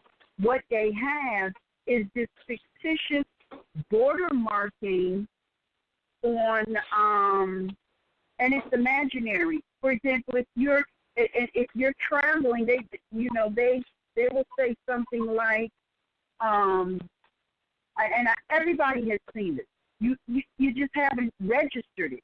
If you're traveling on the land, you may pass a sign that says the name of the municipal corporation, and then right underneath it says the date they were incorporated, or the date they were founded, or the date they were established. It's right there. They're not even trying to hide these things from the people. They're not. They're right in your face with it. It says incorporated, and then it gives you travel on the land. Like, for example, if you travel from Florida, it's like, I remember when we were traveling to Florida, it was the most annoying thing. Every so mile, you had this billboard sign that said 20 miles to the south of the border, or 40 miles to the south of the border, and it was most annoying. But what they was trying to tell you is that you were getting close to a fictitious sales territory that no longer exists. They don't even have to update those fictitious markings in the charter anymore, because everybody thinks that they are leaving or coming into a sales territory of a union state or a municipal corporation. And not to throw any stones, but when you opened up, you said that you are from a municipal corporation within the jurisdiction of a union state. Both of those things are corporations, so you could never be from there. But these are the necessary information that we need, because as long as we're saying that we're from a municipal corporation, it's like saying I come from Walmart, or I come from Macy's, or I come from Neiman Marcus, or I'm from Verizon. You now just giving them jury. Oh, and if you're from my corporation, then I can tell you what you can and cannot do. Wow! It's just that simple. That's beautiful. Simple. It is, and that goes right back to the beginning of this broadcast when you were saying these people are dealing with penal colonies. And again, if we keep saying, "Oh yeah, we're from there," they're like, "Okay, then this applies to you." And again, that's what jurisdiction is about. So then the understanding has to be what you're explaining is a national domicile, which would be all of the continent, not subdivisions of it, fictitiously or otherwise, sales territory or otherwise, because quasi-national domiciles are what every state is, because they're not really a place anyway, but they're quasi-national, so you can't say you're a national and then say that you are from or live in a quasi-national or fictitious domicile, period. You have to say that your national domicile is the North America itself. Right? It's always care of with mailing and so on like that. Now, I want to say this. If you know, go ahead. I just wanted to. No, go ahead. I didn't say anything. I wanted to tell the sister, if you know relatives of Araminta Bay, known as Harriet Tubman, which happened after they, remember, we lost the titles, in 1774, as they said, or around there. If you know her family, tell them the one thing they need to be sure to do is remain in possession of their ancestral estate. Possession is the key word. Don't listen to anything they say. Don't let no code enforcement even come there, because they're under the municipality. They have nothing to do with this ancestral estate. They already know it's a historical landmark for that reason as well, and the family needs to keep it that way. Any maintenance and things that need to be done, the family needs to make sure it is done, and they don't need to listen to a daggone thing that these penal colonies have to say in regards to the ancestral estate. They have no nickel in that dime. Don't listen to anything they say. Don't let them convince you to abandon that location and leave it in any way for any reason. Don't let them come in and give you nothing about, I don't care if a hurricane came through, and I know that's what happened in your place, but I'm talking about their place. Fix it themselves and leave them out of that business, because they will end up taking that, and they will end up making it a museum, and they will end up making finance off it, and none of the families will have anything to do with it because they abandoned it in the first place. They must remain. She said that's what they're doing. Because she said when she died, she told them under no circumstances. That's right. Because we cannot sell our property. We that's the whole point. That's what got other people all confused, is this commercial, buy and sell and money stuff. The values in the land. The values in the land. Period. So it can't be sold because it's an ancestral estate, and it can't be bought, sold, or transferred. Tell them to please understand that it can't be. Oh wow. I definitely will. I will encourage her again and tell her that. And my daughter had a question for you too. All right. Peace, family. Hi, everyone. All right. Peace. My name is Amira, and I've been basically writing stories, and I went to school for film. And my question mainly has been, all of the stories that I've been writing ever since I was a little kid has always had something to do with kingdoms, claiming your heritage.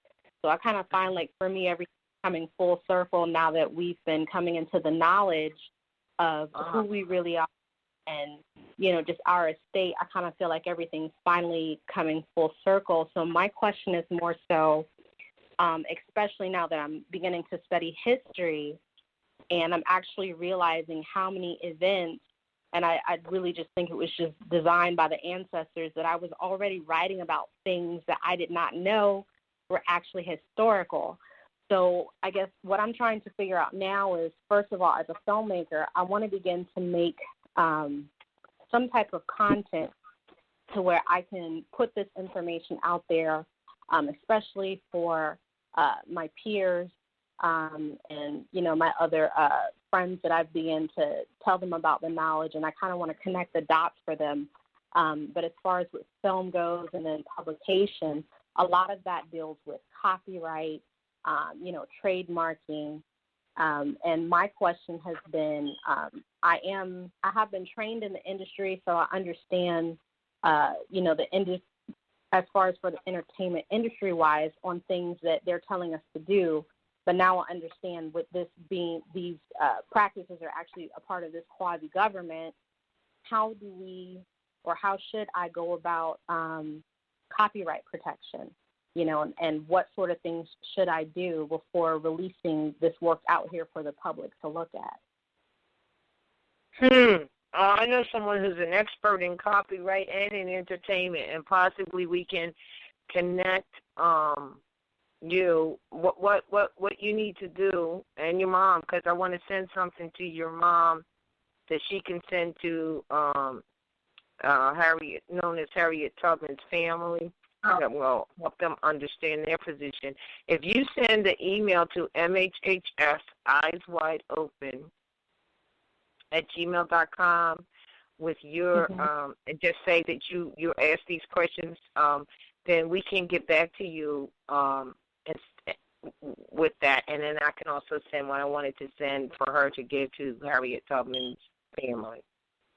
All right. What is your appellation? She didn't say who you were.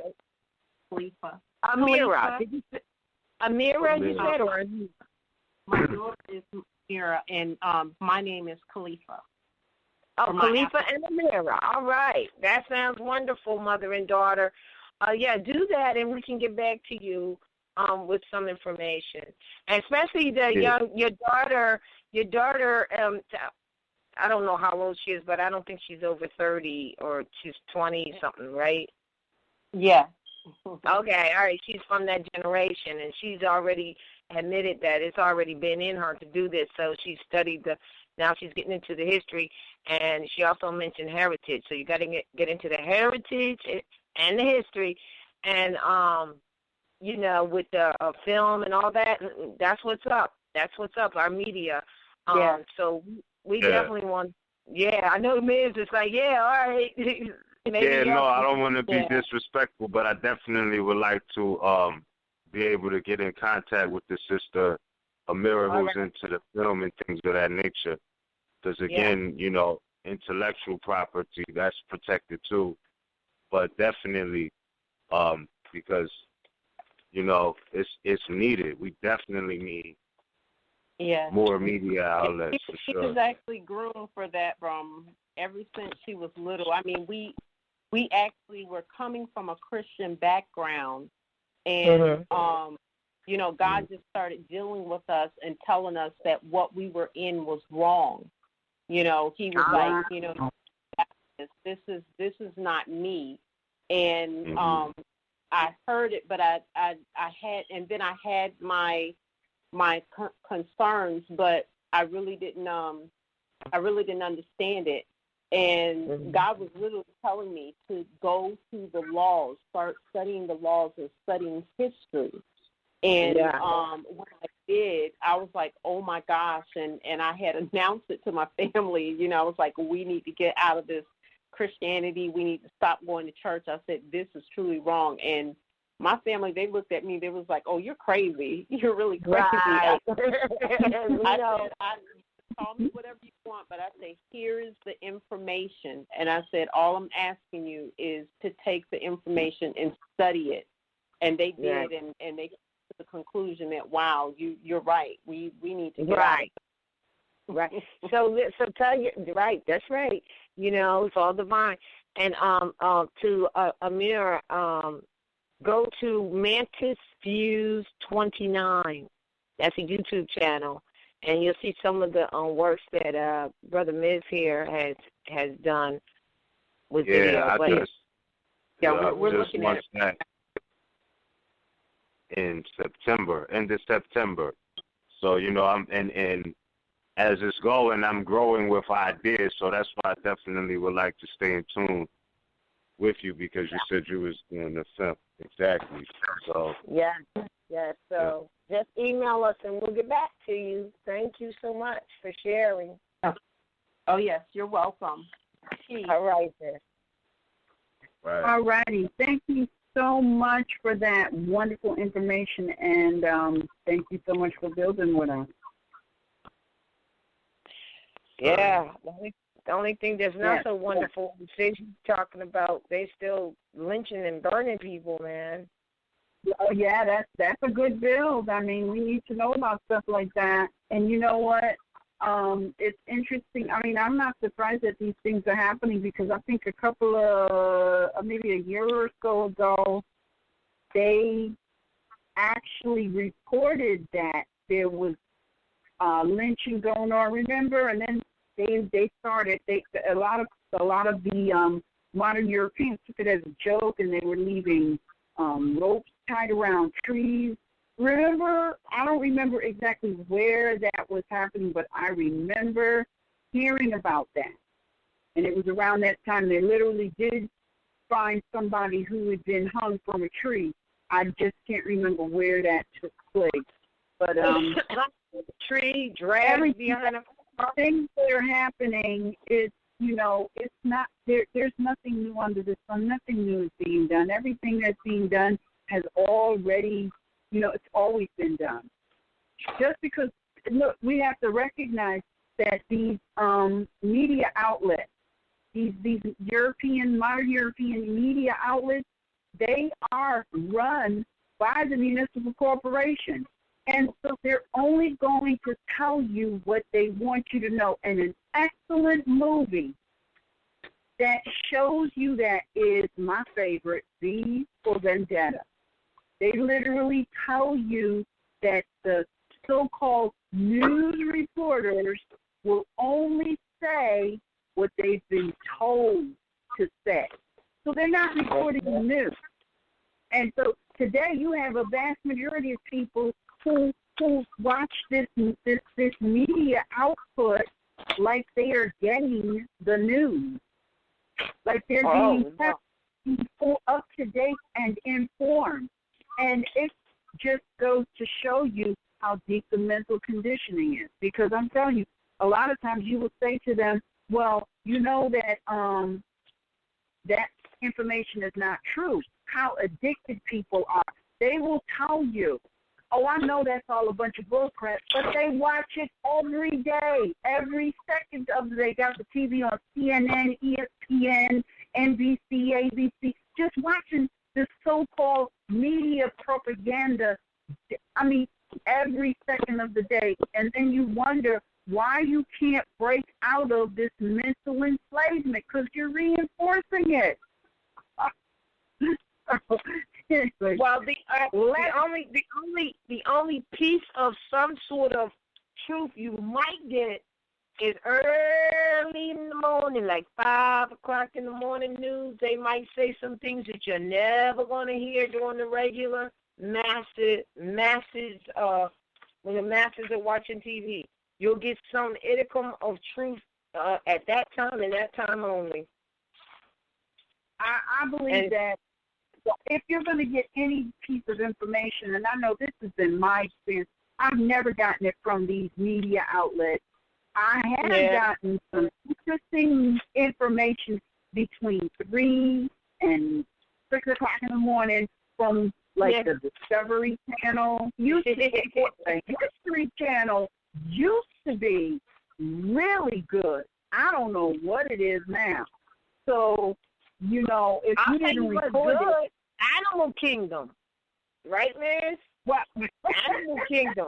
I got stuck on the Animal Kingdom the other day. I'm just going to say this and we'll move on. I'm going to be talking about this because it was like a revelation for me to really understand the lion, the king of the jungle. But, yeah, man, that was the most, that I was stuck on that. I don't know. And then I got the lesson of what, huh? Yeah, I love that type of stuff right there, because I'm not even, and I don't mean no disrespect. Shout out to everybody who teaches everything like that. But sometimes you get to different degrees where not even that you're on different degrees, it's fundamental. But, I could learn a lot more watching the Animal Planet than listening to so-called teachers, some so-called teachers. Well, definitely. Yeah.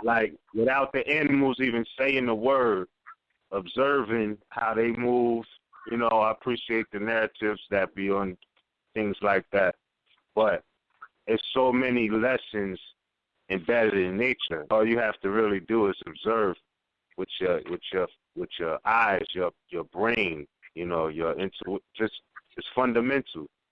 And that's why I even use the motif of a mantis, where mantis use 29, because it's a lot of lessons embedded in nature.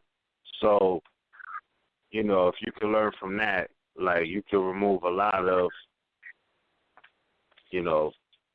social ills in a certain aspect, because now you're dealing with the law of nature, and the law of nature is superior to any other law, because it's the most ancient thing, natural existence itself. So studying the law of nature, using lessons from nature to help better your mentality. I mean, for me, I love it.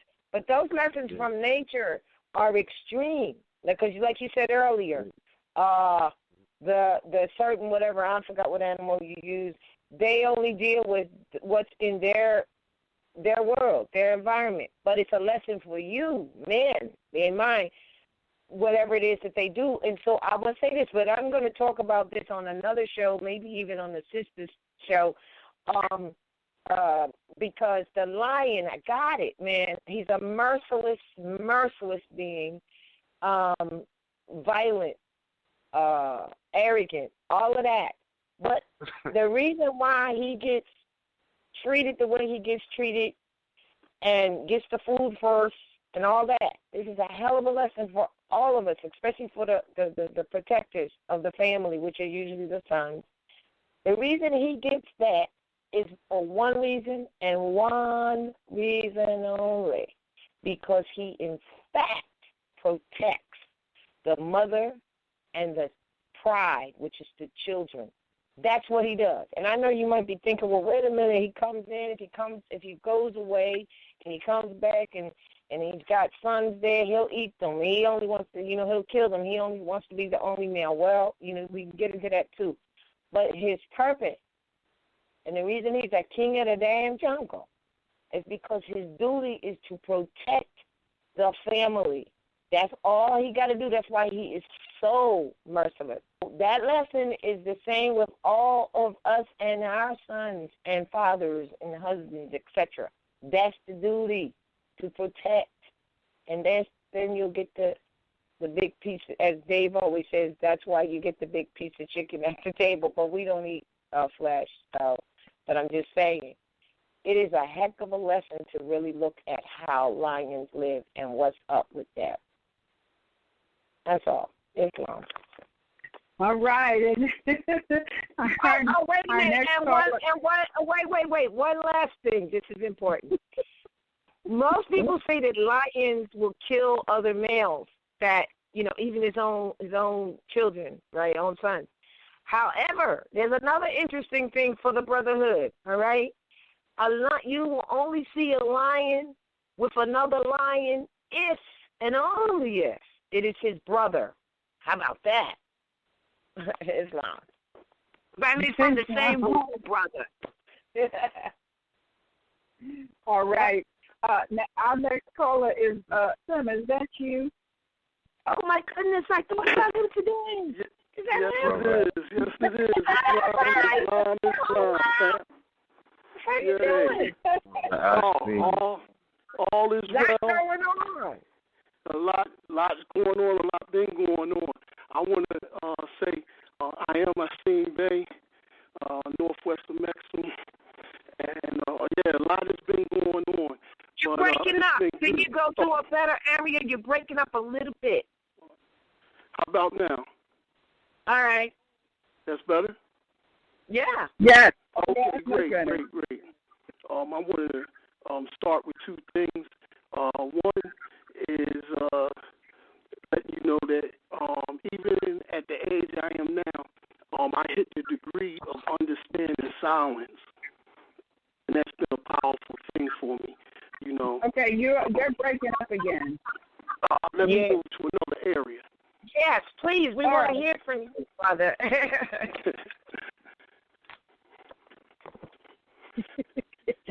hoping this is better. Is this Keep better? talking. Yes. I hit that degree of. My wife said I might have to step out here for a minute.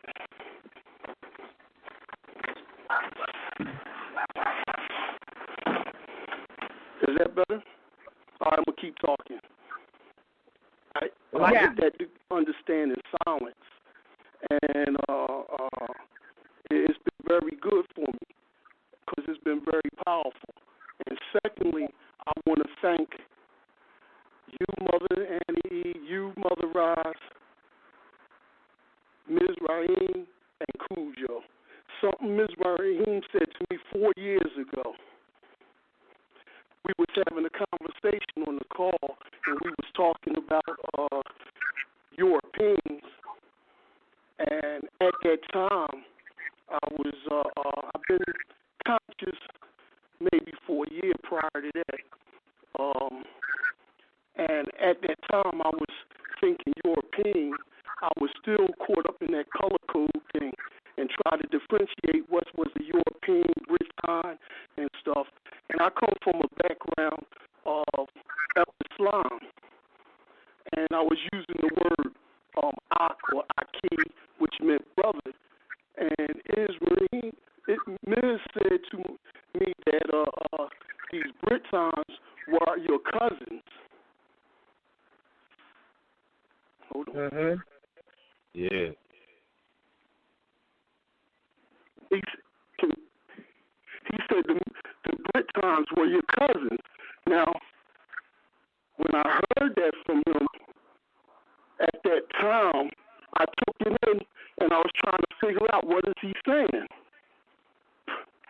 And through this degree of knowledge and study working on that color thing,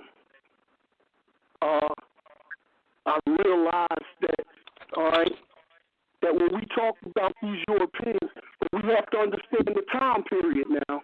But when we talked about these Europeans, they look just like us. The redcoats are coming. These guys look just like us. All right? And because, growing up, you see them as painted pale skin. You see them in all the movies, pale skin. You see these Indians in the movie, these people in these movies calling themselves Indians, pretty much pale skin.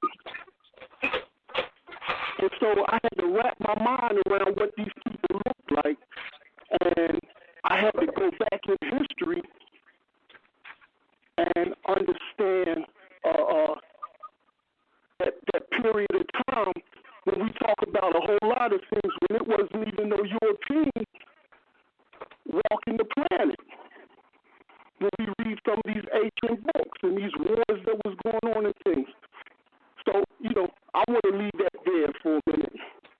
And I just wanted to thank y'all for that. All right. And the work that y'all did just listening to you guys in silence.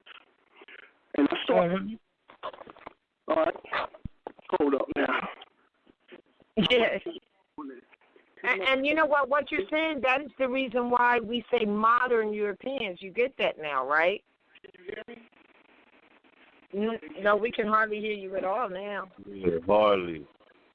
You're like distant. Right, how about now? That's better.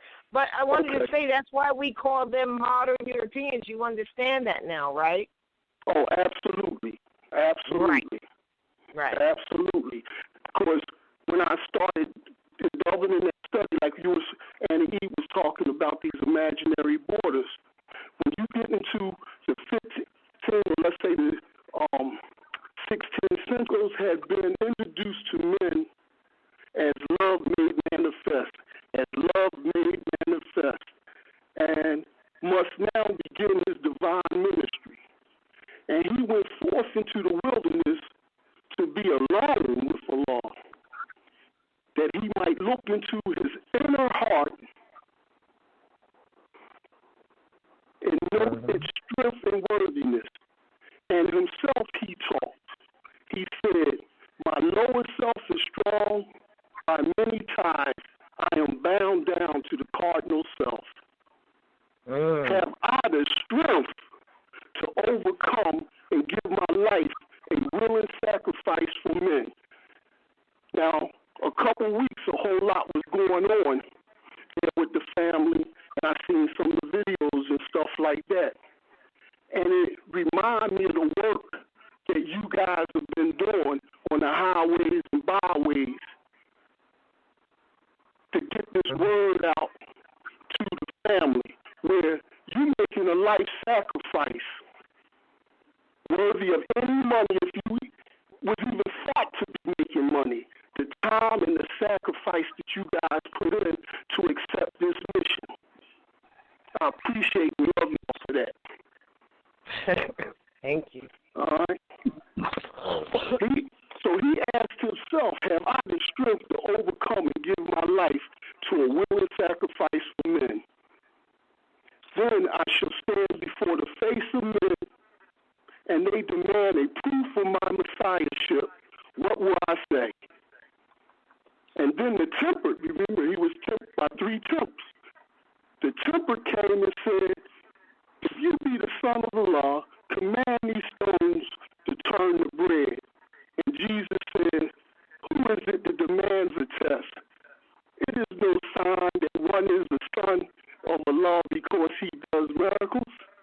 The devil can do mighty things. And this is for a lot of people that's out there doing mighty things. Yes. Yes. And I walking and living this thing out on the highways and byways every week in and week out. Yep. You know? And when the temple said, if you will go into Jerusalem, and from the temple pinnacle, cast down yourself to earth, the people will believe that you are the Messiah sent from Allah. This you can surely do, for did not David say, he gives the angels charge concerning you, and with their will they uphold, lest you should fall. And Jesus said, I may not tempt the Lord, my God Allah. And when the temple said, look forth upon the world, behold, its honors and its fame, before its pleasures and its wealth. And if you will give your life for these, they shall be yours. But Jesus said, always away from me, all tempering thoughts. My heart is fixed. I sprung this cardinal life with all its vain ambitions and its pride. For 40 days did Jesus wrestle with his cardinal self, that lower self, all right? For 40 days he wrestled with his cardinal self. His higher self prevailed. He then was hungry, but his friends had found him and ministered to him. Then Jesus left the wilderness, and in the consciousness of holy breath, he came to the camp of John and taught. consciousness of the holy breath. And so, wow, thank you, brother. You know what? Divine law governs all events. I'll tell you, you went across my mind today. I was like, what? You know, I was just wondering how you were doing. I was like, yes, we called and compelled that. Yeah. Oh, we just living the life being who we are. We done had, as well as my sons, my daughters. We just living the life. They had a home birth. We witnessed the birth of when everybody was telling my son and his mate not to have a baby at home and this and that. And they had a home birth. They wanted to just live this here thing out. And had the courage, like the brother before the last caller was talking about resolve. Had the courage. And I want to say to people, nationality is the order of the day, and understand and know that we have a divine prophet that came to us in the boroughs of North America to stand with, that we must rest with our prophet and understand what he brought us in bringing us our nationality and birthright. Because all that we're talking about and we doing comes with nationality once you understand that thing. That's right. Yep, that's right. God, I'm glad you said that today. Yes, thank you. We'll be getting in touch with you now that you've broken your silence and your meditation, and we'll build that more. All right? We're going to call you up. All right. All right. Peace and love.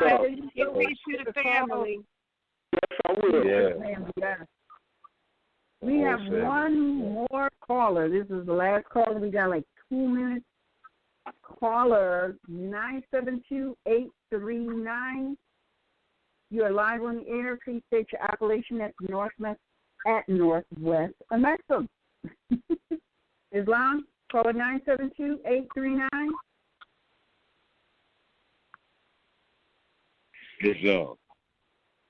Islam. Wow. That's Islam. How y'all doing tonight? Happy. I say happy morning. Go Moors are getting there. We got less than a minute. Waking up. Yeah, what they shaking up here. They learning law, interpretation of law, and the principles of unity. It is a great day. All the calls, everything that they have said is right on time. Because we in this, as they say, the new year, but it is the year of the Moor because everything that, first of all, excuse me, I'm Abdul Malik Shakur Faye, Northwestern Nation from the Texas Territory, Islam family, Islam to the listener. We are the Moor. Can you hear me? Can anybody hear me? Yeah. Yes? Yeah, we can hear you. Okay, that's what I want to hear, some response. Because you know what? I talk to myself. It's just me. Cause it's all about Allah and Prophet Noju Ali. We got to learn the true history. And we got to know because, we were raised in there's a lot of hush mouths and those who knew and they sold themselves out and go into the occupation